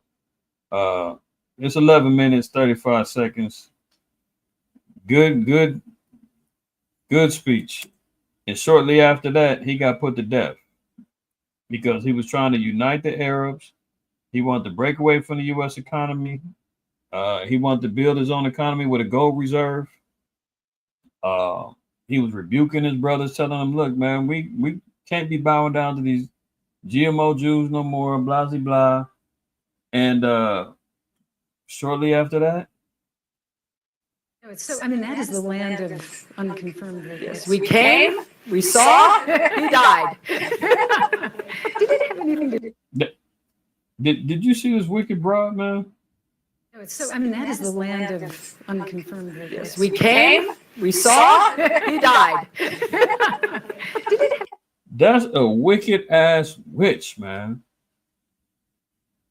You can see at the top right left hand corner. If you can't see it, Hillary Clinton, the BITCH, laughs about Gaddafi's death. They laugh, man. You just got to seeing Wesley Clark. He's talking about how he got intelligence telling them about they're getting ready to take over 7 countries in 5 years, and they laugh about it. This white witch laughs about killing Gaddafi after he said, look, we need to unify, we need to come together. And you know what the cold part is? When he was saying all that, man, Bashir al-Assad, he started giggling, laughing like, man, this dude's tripping. Lo and behold, 15, 18 years later, yeah, Syria's gone and he's on the run. And Gaddafi warned him and said, man, they're going to come and take all of us out if we don't pull it together. Same way that Israel, man, we telling our people, man, if we don't come together, man, if we don't unify, we don't, look, we don't need to say it, man. The Most High tells us, you know. Let me let the Most High say it. Zephaniah 2. Y'all know it. Zephaniah 2:1. Gather yourself together, yea, gather together, O nation not desired, before the decree bring forth, before the day passes the chaff, before the fierce anger of the Most High Yahweh come upon you, before the day of Yahweh's anger come upon you. Seek ye Yahweh, all ye meek of the earth, which have wrought his judgment. Seek righteousness, seek meekness. It may be ye shall be hid in the day of Yahweh's anger. That's what it's about, you know. But these damn wicked ass demons, man, they laughing right at not too long after he made that speech, man. That dude got put to death, man. They hunted him down. They invaded Libya, took him out. And remember, Wesley Clark said Libya was on the list, and they said they saving Iran for last. Looks like they on point with their mission. They just had to slow down the pace. 5 years, they like, no, this ain't gonna work because the WMDs never got found. People are turning on Bush. We can't get a second term. Oh no, okay, throw in Obama, put everybody to sleep for 8 years. Okay, then we're gonna turn it back up. We're gonna try to get Hillary in there. Oh, that didn't work. The chump comes in. He tries to double down. Oh, can't do it. Put him back to sleep with slow Biden. Oh, and we're gonna throw a plague in there. But they ain't forgot about how they trying to get that Middle East taken care of. All right. When he came, he saw, he died. Wicked is all outdoors, man. That's the devil for you. But that should help you understand and know what's going on in the Middle East, man. Esau is trying to conquer, monopolize, and take over that Middle East. He's using proxy wars. He's using Ishmael against themselves. He's trying to get strategic positions within there with him, NATO, Israel, for when things really crack off between Russia, Iran, China, India, all these, the BRICS nations and their affiliates coming up against the West. This is all strategic planning. This is all by the Most High, right? So, because of YouTube back in the damn food, man, talking about, misinformation. Just know when I breeze through these, man, just know that I'm doing it for a reason. But y'all, that's why I'm leaving it up here long enough so y'all can kind of read. But disease X outbreak widens the UN sends health team to Congo. We've been talking about disease X. Is he ready to let that loose? Yeah, well, apparently so. He's got all kinds at his disposal. And this is just the beginning. Over 400 cases of the unidentified illness marked by fever, headache, cough, runny nose, and body aches have been reported since late October in the Panzi Health Zone in southwest Congo. The WHO said in a statement Sunday, while more than half of the cases involved children under 5, a 50-year-old man was hospitalized in Lucca, Italy, is suspected to have recovered from the disease after a business trip to Congo. Now, they said that they got a guy, I think they said in Indiana, Illinois, somewhere like that, came over here with it. They're basically saying, oh, disease X is pretty much a heavy flu. Well, why has it got to be disease X? These ain't new symptoms. Fever, headache, cough, running nose, body aches. They got some more stuff going on. That ain't disease X that they over here trying to promote. Give me a break. Who you talking about, Bayan? Trump said he's gonna go to war with who?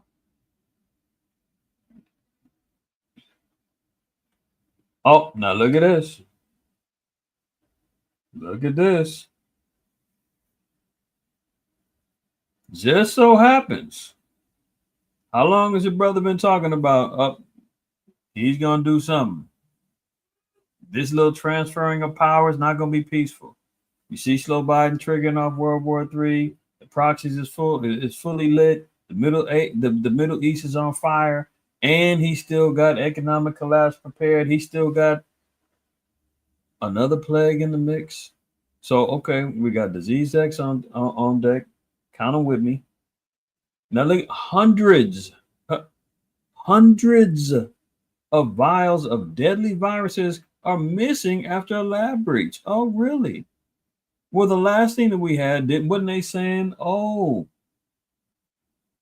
the Wuhan lab, didn't they say that was a lab leak? And then they were saying, no, it wasn't. It was from bats. And after all the investigations, everything come out, they said, oh, actually, it did come from the lab. Now we got another lab breach. Hundreds of vials of deadly viruses are missing now. Yeah, Khan, he did say he was gonna go. He did say that about Iran. Hundreds are missing now. Hundreds of vials containing live viruses have gone missing from a laboratory in Australia, sparking an investigation. Queensland Health Minister Tim Nichols announced today that 323 samples of live viruses, including Hendra virus, Syria, lysovirus, and hantavirus, went missing in 2021 in a serious breach of biosecurity protocols. The breach was discovered in 2023 with nearly 100 of the missing vials containing Hendra virus, which is deadly. 2 of the vials contained hantavirus, while 223 vials contained samples of lysovirus. Hendra virus was first discovered in the mid-90s after infecting and killing several horses in Australia. Only a handful of humans have caught the disease after being infected by horses, but a large portion of infected people died. And that's on the loose. I wonder how that happened. Record dengue outbreak in America killed 7,700 this year. Reported cases of dengue in the Americas nearly tripled to a record high of over 12.6 million this year, including 21,000 severe cases and over 7,700 deaths, the Pan American Health Organization said on Tuesday. So, disease X, hantavirus, lyssavirus, and hundreds of others is all out there. Dengue outbreak, killing record numbers of 7,700 people and infecting many more in Brazil, Argentina, Colombia, Mexico, South Central America, getting hit with the dengue fever coming from mosquitoes and other things. Remember Peter Hotez talking about he's worried about Zika and dengue and all kind of things popping out. In what do you say, January 21st? They're already starting the movement. Oh, silent epidemic. 846 million. Did you hear this?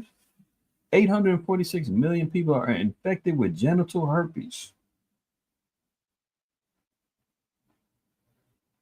You know, this place, good Lord.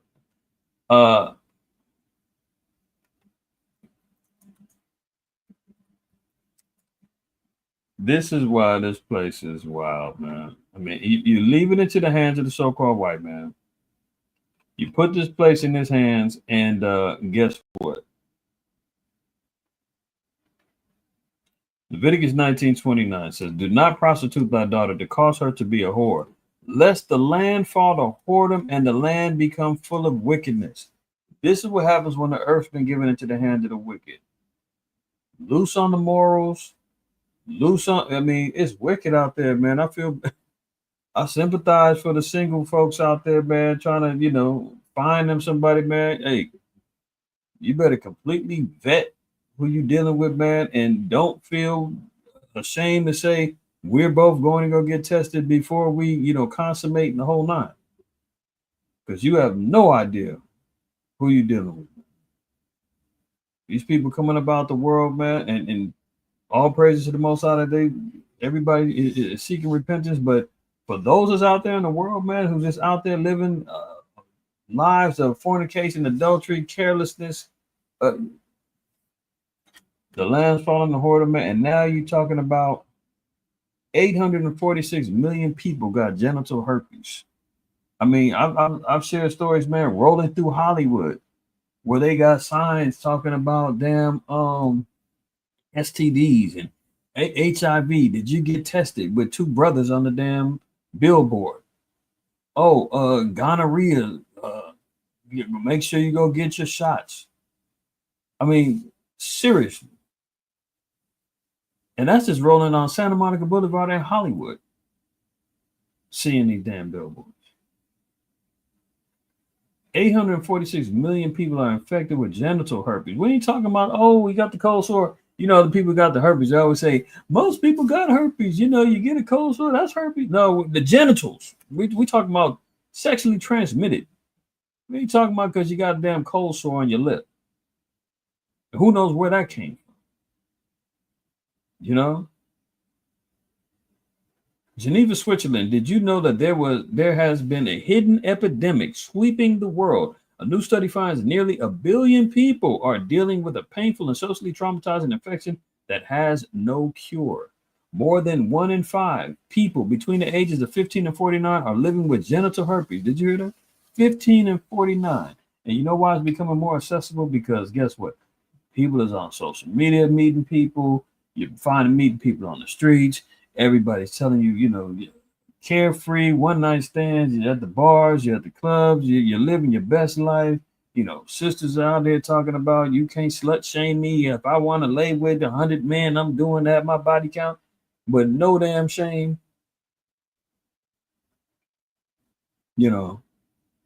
That's not even talking about the damn sodomites and the transformers out here wilding out. Add them to the mix. I mean, no wonder it's a cesspool of damn genital, infections going on in this place, man. This is globally. Almost 1 billion people got this crap. Good Lord. More than 1 in 5 people.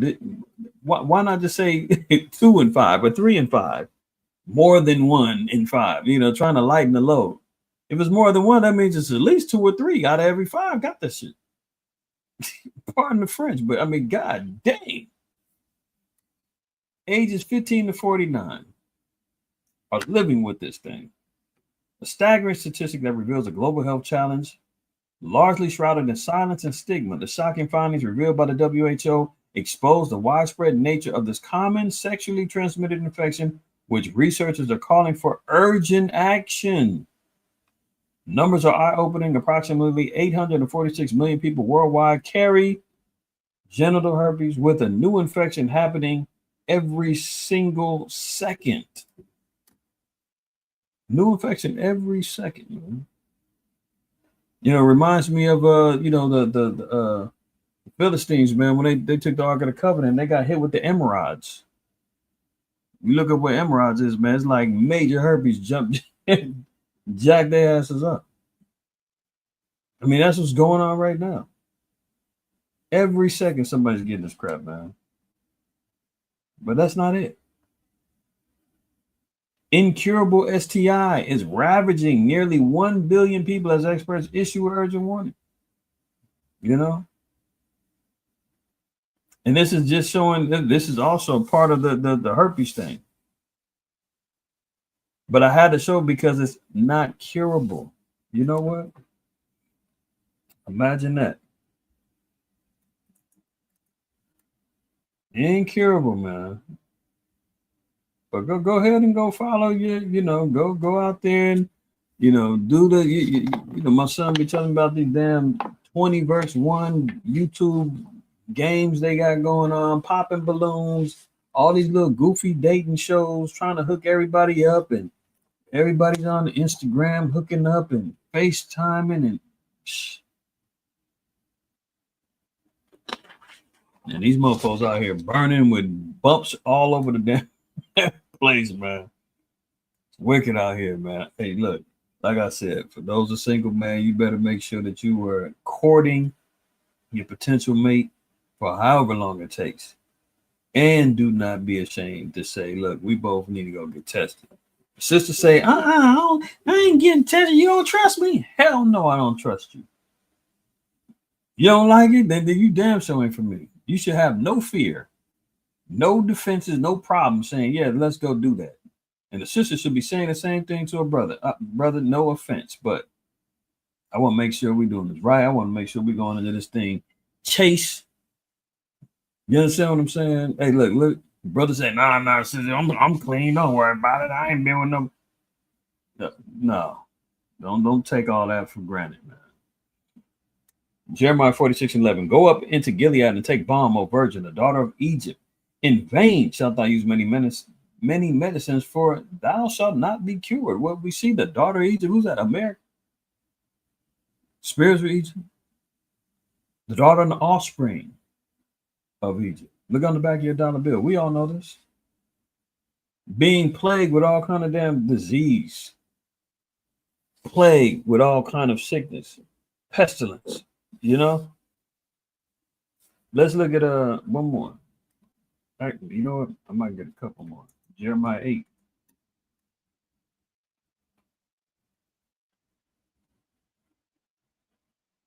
and 22. It says, is there no balm in Gilead? Is there no physician there? Why then is not the health of the daughter of my people recovered? Yeah, because guess what? There's a lot of, reckless living blacks and Hispanics, man, out here, quote unquote, living their best life, living by the Drake motto, you only live once, YOLO, not caring, not being wise, being lustful and lascivious, and getting caught out there. And then when you get burnt with the gonorrhea, you get hit with the HIV, you get hit with the genital herpes, and you wonder why you're bumping up and you can't. There ain't no shots, there ain't no pills, ain't nothing you can do about it. And then you're saying, well, I ain't gonna tell her. I don't have a flare up right now. I'm going to lay with this one and that one, and before you know what she's saying, she got it. Man, it's wild. It's wild, man. There's no recovery. No recovery. Remember, it said incurable. Let's look at name.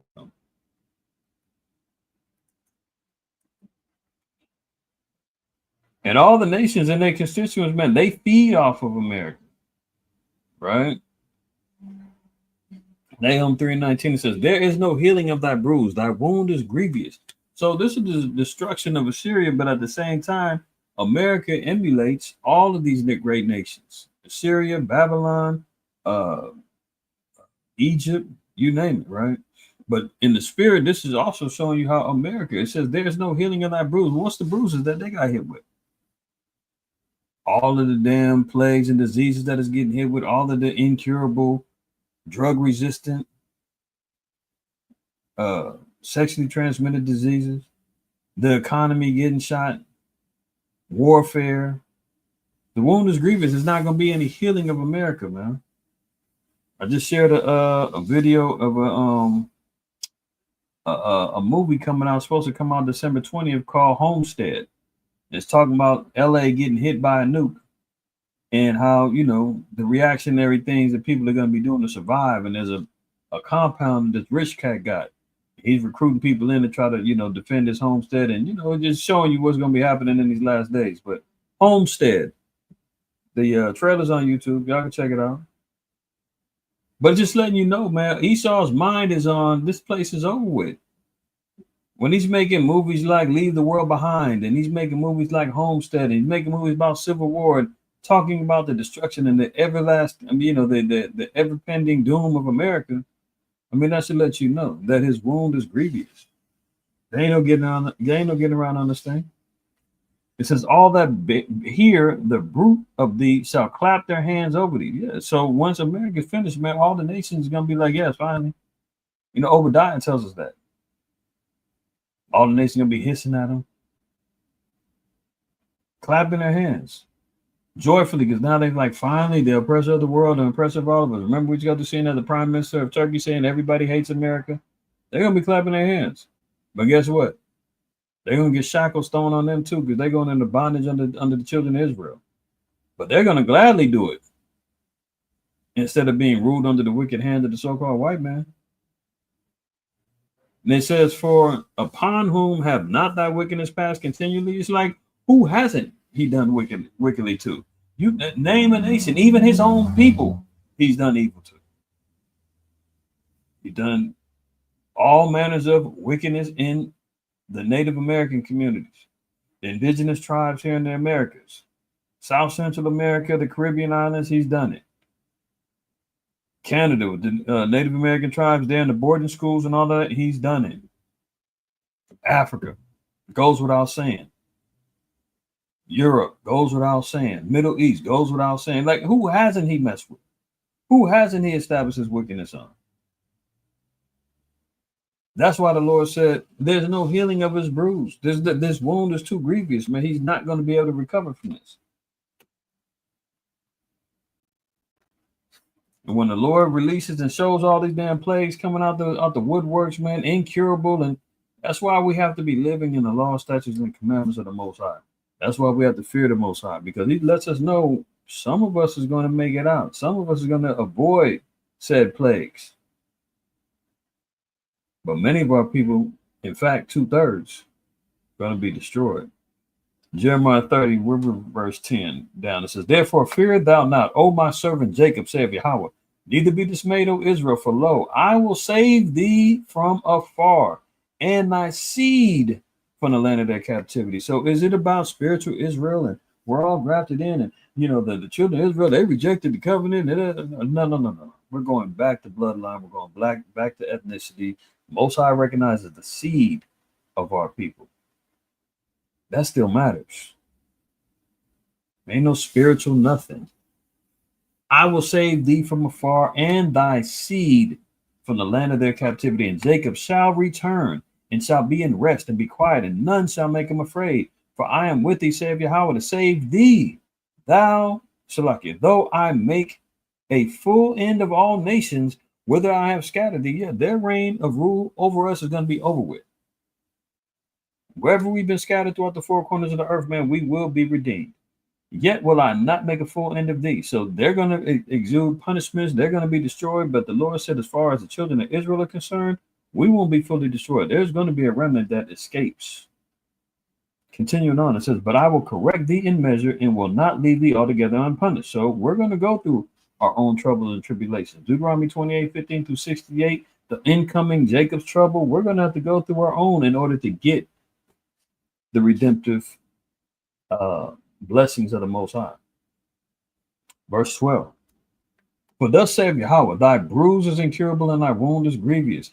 There is none to plead thy cause, that thou mayest be bound up.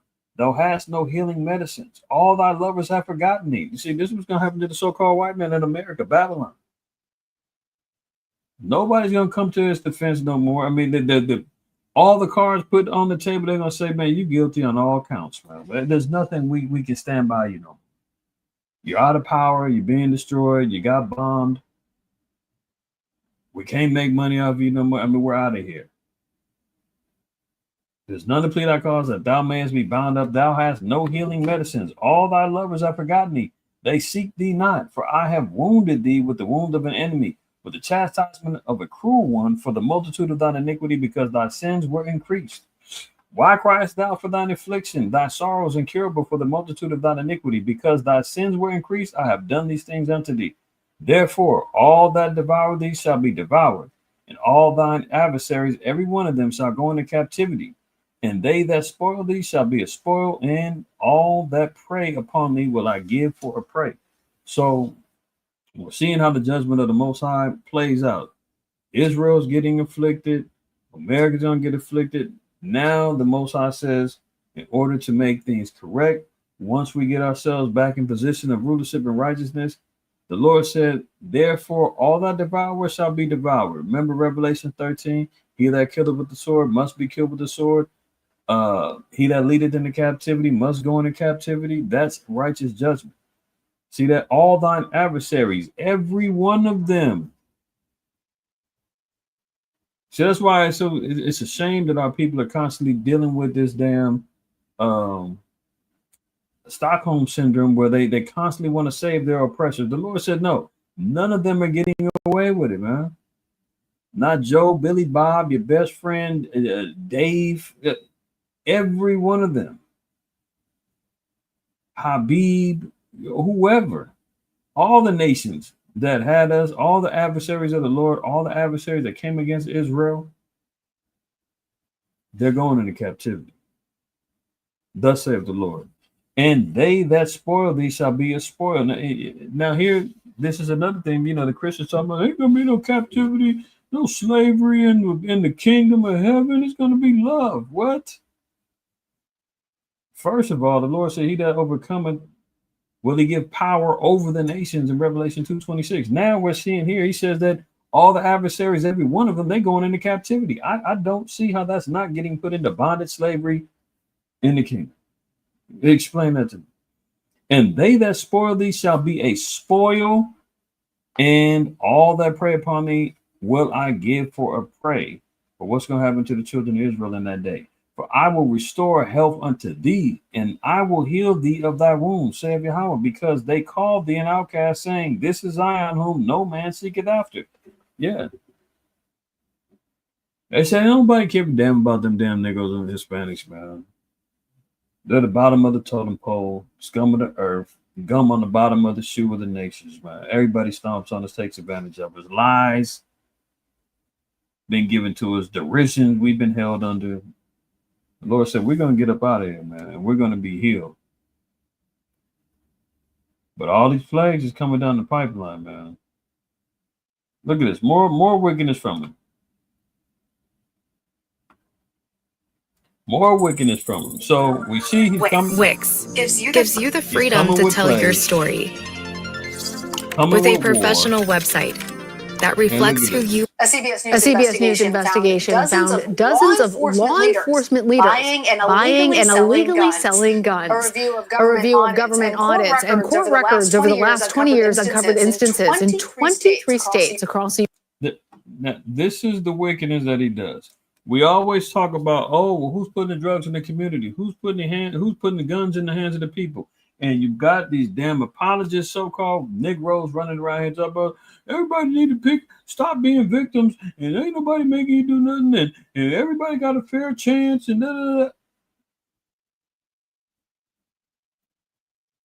They are still manipulating, they are still infiltrating, they are still taking advantage of the ignorance. That's why the Lord said, my people are destroyed for lack of knowledge, man.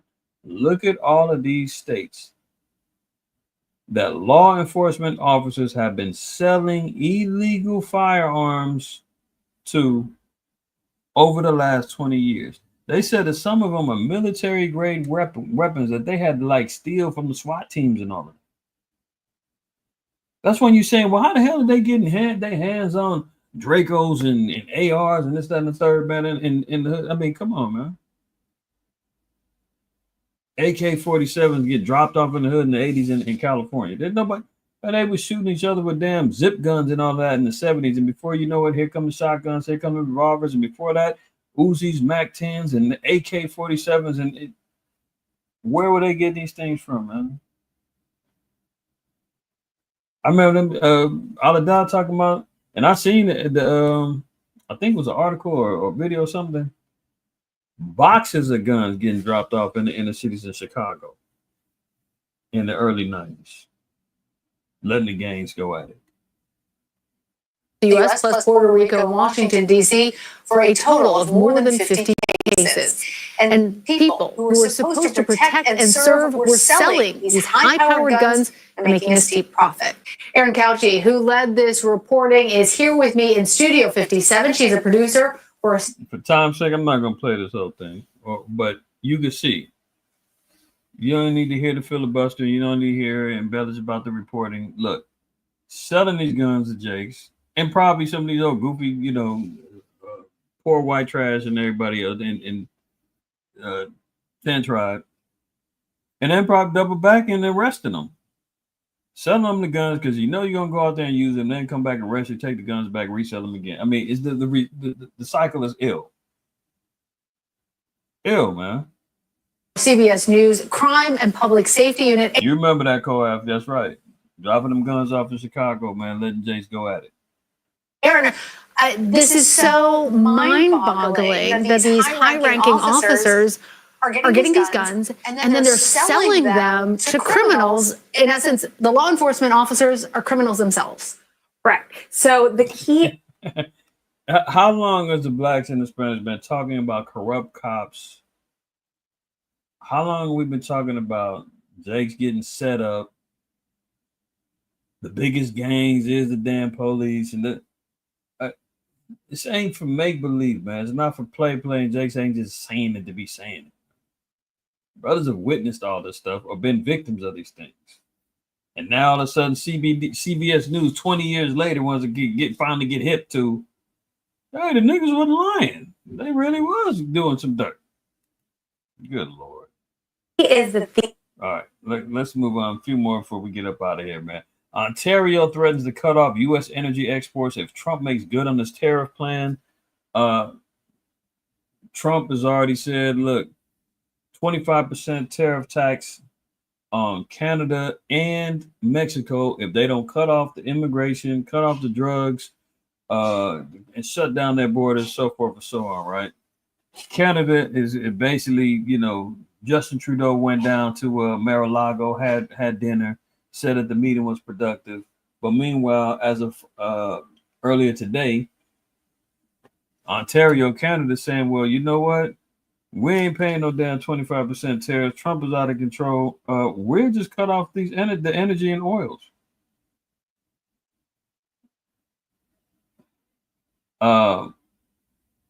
Mexico and Canada both almost have $1 trillion worth of imports that come into America. Everything from car parts to furniture, the wood, the oil, the power, energy.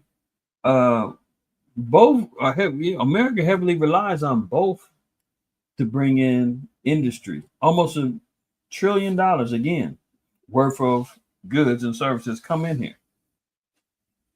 And they're threatening to say, well, We're not complying with what you're talking about. You're gonna charge a 25% tax on? Let me see if I can find a quick chart. I seen one earlier.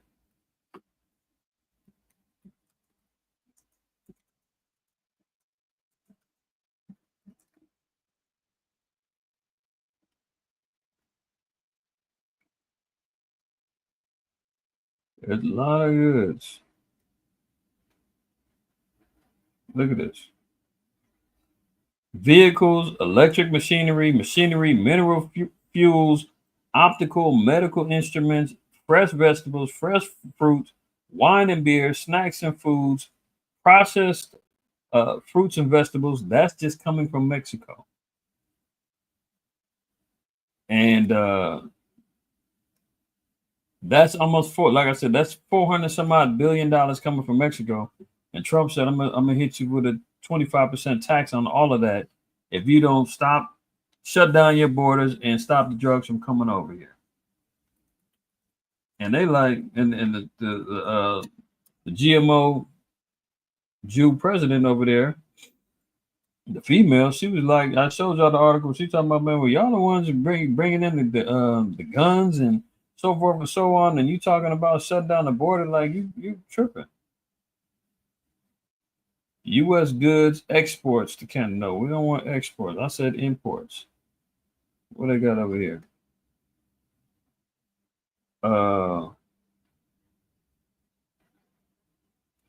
But Canada has a lot of the same products, man. See, light duty trucks, vans, SUVs. Nah, there was another list. I can't find it off the top, but a lot of things that we utilize coming from Canada as well. And now they even talking about cutting off energy. So what's that gonna mean for your gas prices, my gas and energy costs going up if they cut it off? So if they don't come to an agreement on all that, like I said from the jump, man, 2025 is gonna be very interesting. Very interesting. And the Trump is talking about 100% tariff tax on all the BRICS nations. So anything that comes from China, India, Russia, South Africa, Saudi Arabia, Iran, Argentina, I think. I mean, I think Egypt, Ethiopia, one or two. I can't remember which one of them. They just had 6 just came on board. You talking about they're gonna tax them 100% on everything that they got coming in here. America is the biggest consumer nation in the world, heavily dependent upon all the other nations to fund the lifestyles of America. And now the Trump is saying, I'm taxing everybody that don't like, how I'm coming. And they could be seriously responding with, okay, well, F you then. Could be a problem. The Trump plans to scrap policy restricting ICE arrests at churches, schools, and hospitals. So they had a policy that ICE couldn't arrest any illegals in churches, schools, or hospitals. The Trump says, we're done with that. I'm coming to get everybody. I mean, this dude is out of control, man. So you talking about the Northern Kingdom man being hunted down? He's about to let loose all the damn bloodhounds and the dogs and you name it. The incoming Trump administration intends to rescind a long-standing policy that has prevented immigration and customs enforcement agents from arresting undocumented people at or near so-called sensitive locations, including houses of worship.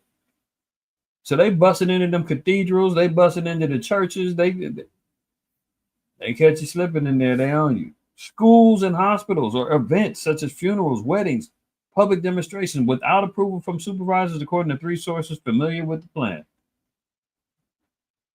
This dude's coming. He's out for blood, man. He's coming to get. He said he's signing this into effect January 20th, off the rip. Now, do I believe they just gonna be on some Gestapo's type stuff, kicking down the doors of the church? I don't think so, man. But I do believe that there's gonna be a couple cases where they like, man, Jose from Guatemala just got scooped up at a funeral. It's going to cause a lot of controversy. Weddings, you know, they doing raids at a damn church or something. Who knows? But he definitely is cut off the safe havens for Jake's, man. He's coming for everybody, dude. That dude's out of control. Pentagon shoots down Iran mothership claim amid New Jersey drone mystery. I mean, we know that the chariots of the Most High are for real. We know that that's our, our redemption and our salvation is going to come via the angelical vehicles of the Most High. But Esau's out here throwing out all kind of disinformation and throwing out confusion too with these damn drones. So now we can't know or understand what's the truth, what ain't, you know, because of the naked eye and the videos that we're seeing. You know, could be a drone, could it be a chariot? All we need to do is know that the Most High's chariots is real, and when the Lord decides to wreak havoc on this earth, man, and they really come down, we'll know when it's for sure. But you know, they out here talking about the mothership came from Iran, dropping off all the drones, and I mean, Esau's it's just like Project Bluebeam. For those who know or know about Project Bluebeam, you know. If you don't know about Project Bluebeam, look it up. But it deals with utilizing holographs and fake images to, you know. I'm gonna just throw y'all the bone real quick. For who doesn't know? Many of y'all do.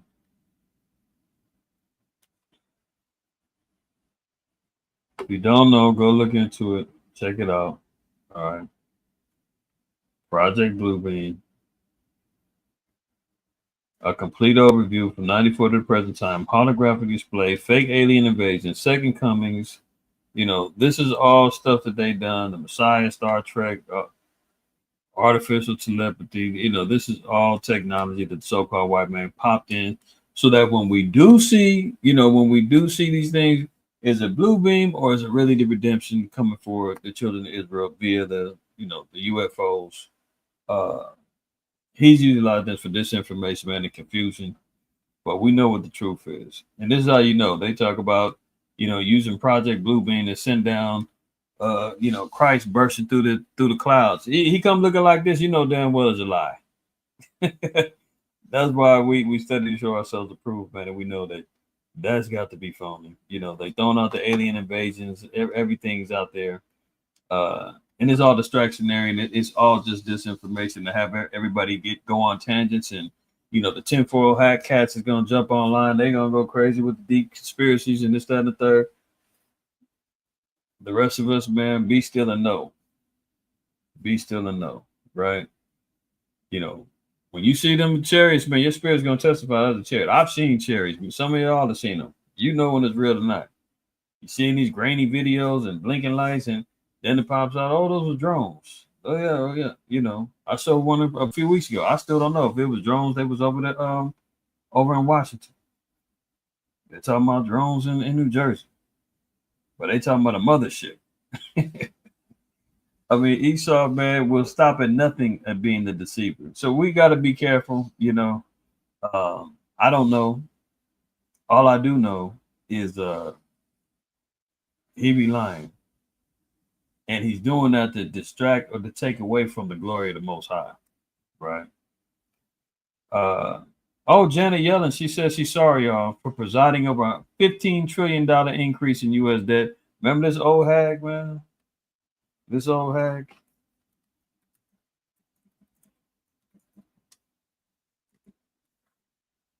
This old bag of bones, man, who said that there's no inflation, man. The economy is strong. There ain't nothing wrong, Bidenomics is great. Yeah, she was controlling the bag. And now she says, oops, I'm sorry. I created $15 trillion of debt, but I'm old as hell and I'm about to get up out of here anyway. So, it is what it is.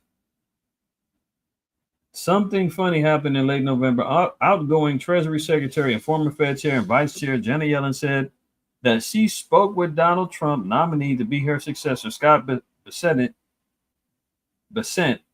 after he was selected for the job during a Tuesday event organized by the Wall Street Journal or WSJ. Yellen said that in a call before Thanksgiving, she told Besant, a veteran hedge fund manager, about the breadth of the job and the strength of the department staff. Yellen, who had never worked one day in the private sector, yet alone a hedge fund where you are only as good as your last trade and only successful if you outsmart most of your peers, reiterated previous warnings against encroaching on Federal Reserve independence and on broad tariff hikes while expressing regrets on the fiscal situation.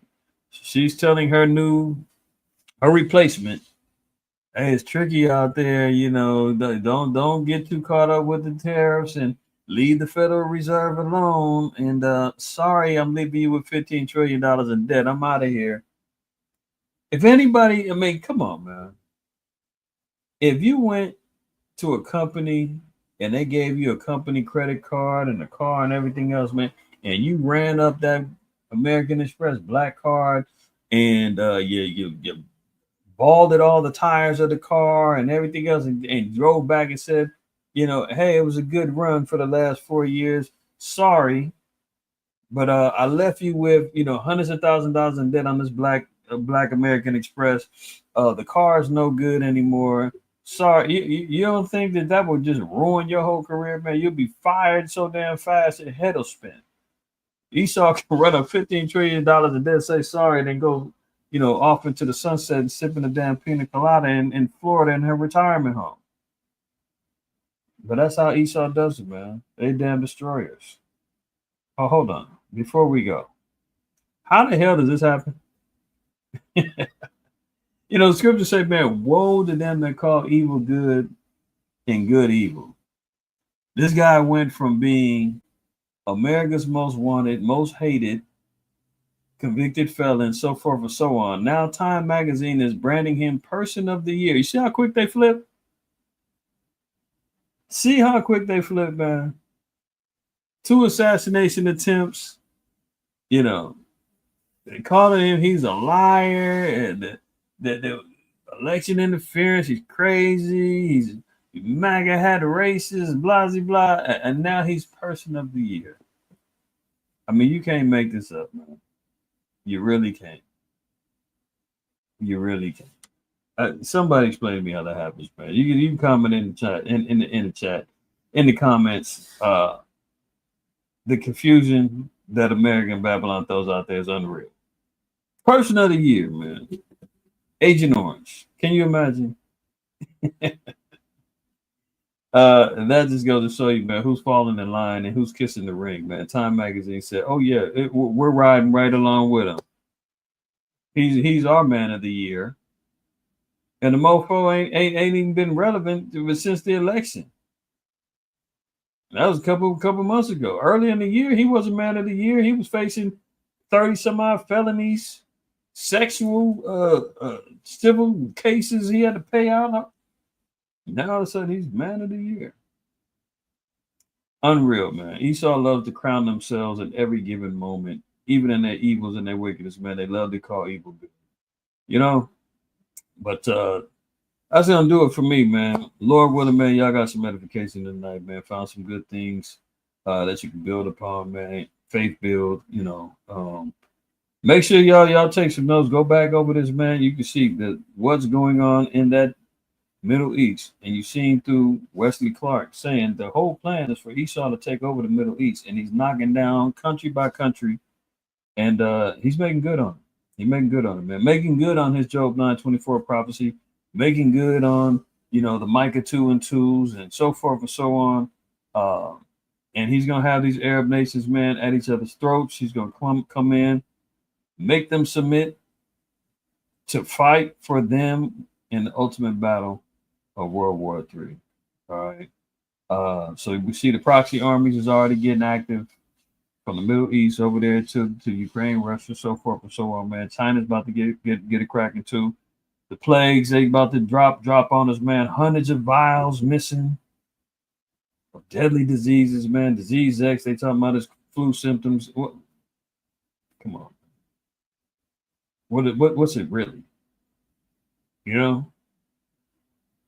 Something to meditate on, man. Not to have y'all up all night, scratching your head, saying, I'm nervous. What am I gonna do? Remember what we read in Jeremiah 30, man. Most High said he's going to save the seed of Israel, man. We're going to be cured. We're going to be all right. So long as we're doing what we're supposed to be doing. And what is that, you say, IQ? Fear the Most High. Keep the commandments. Don't shoot the message. Y'all be well, man. Good night. Shalom.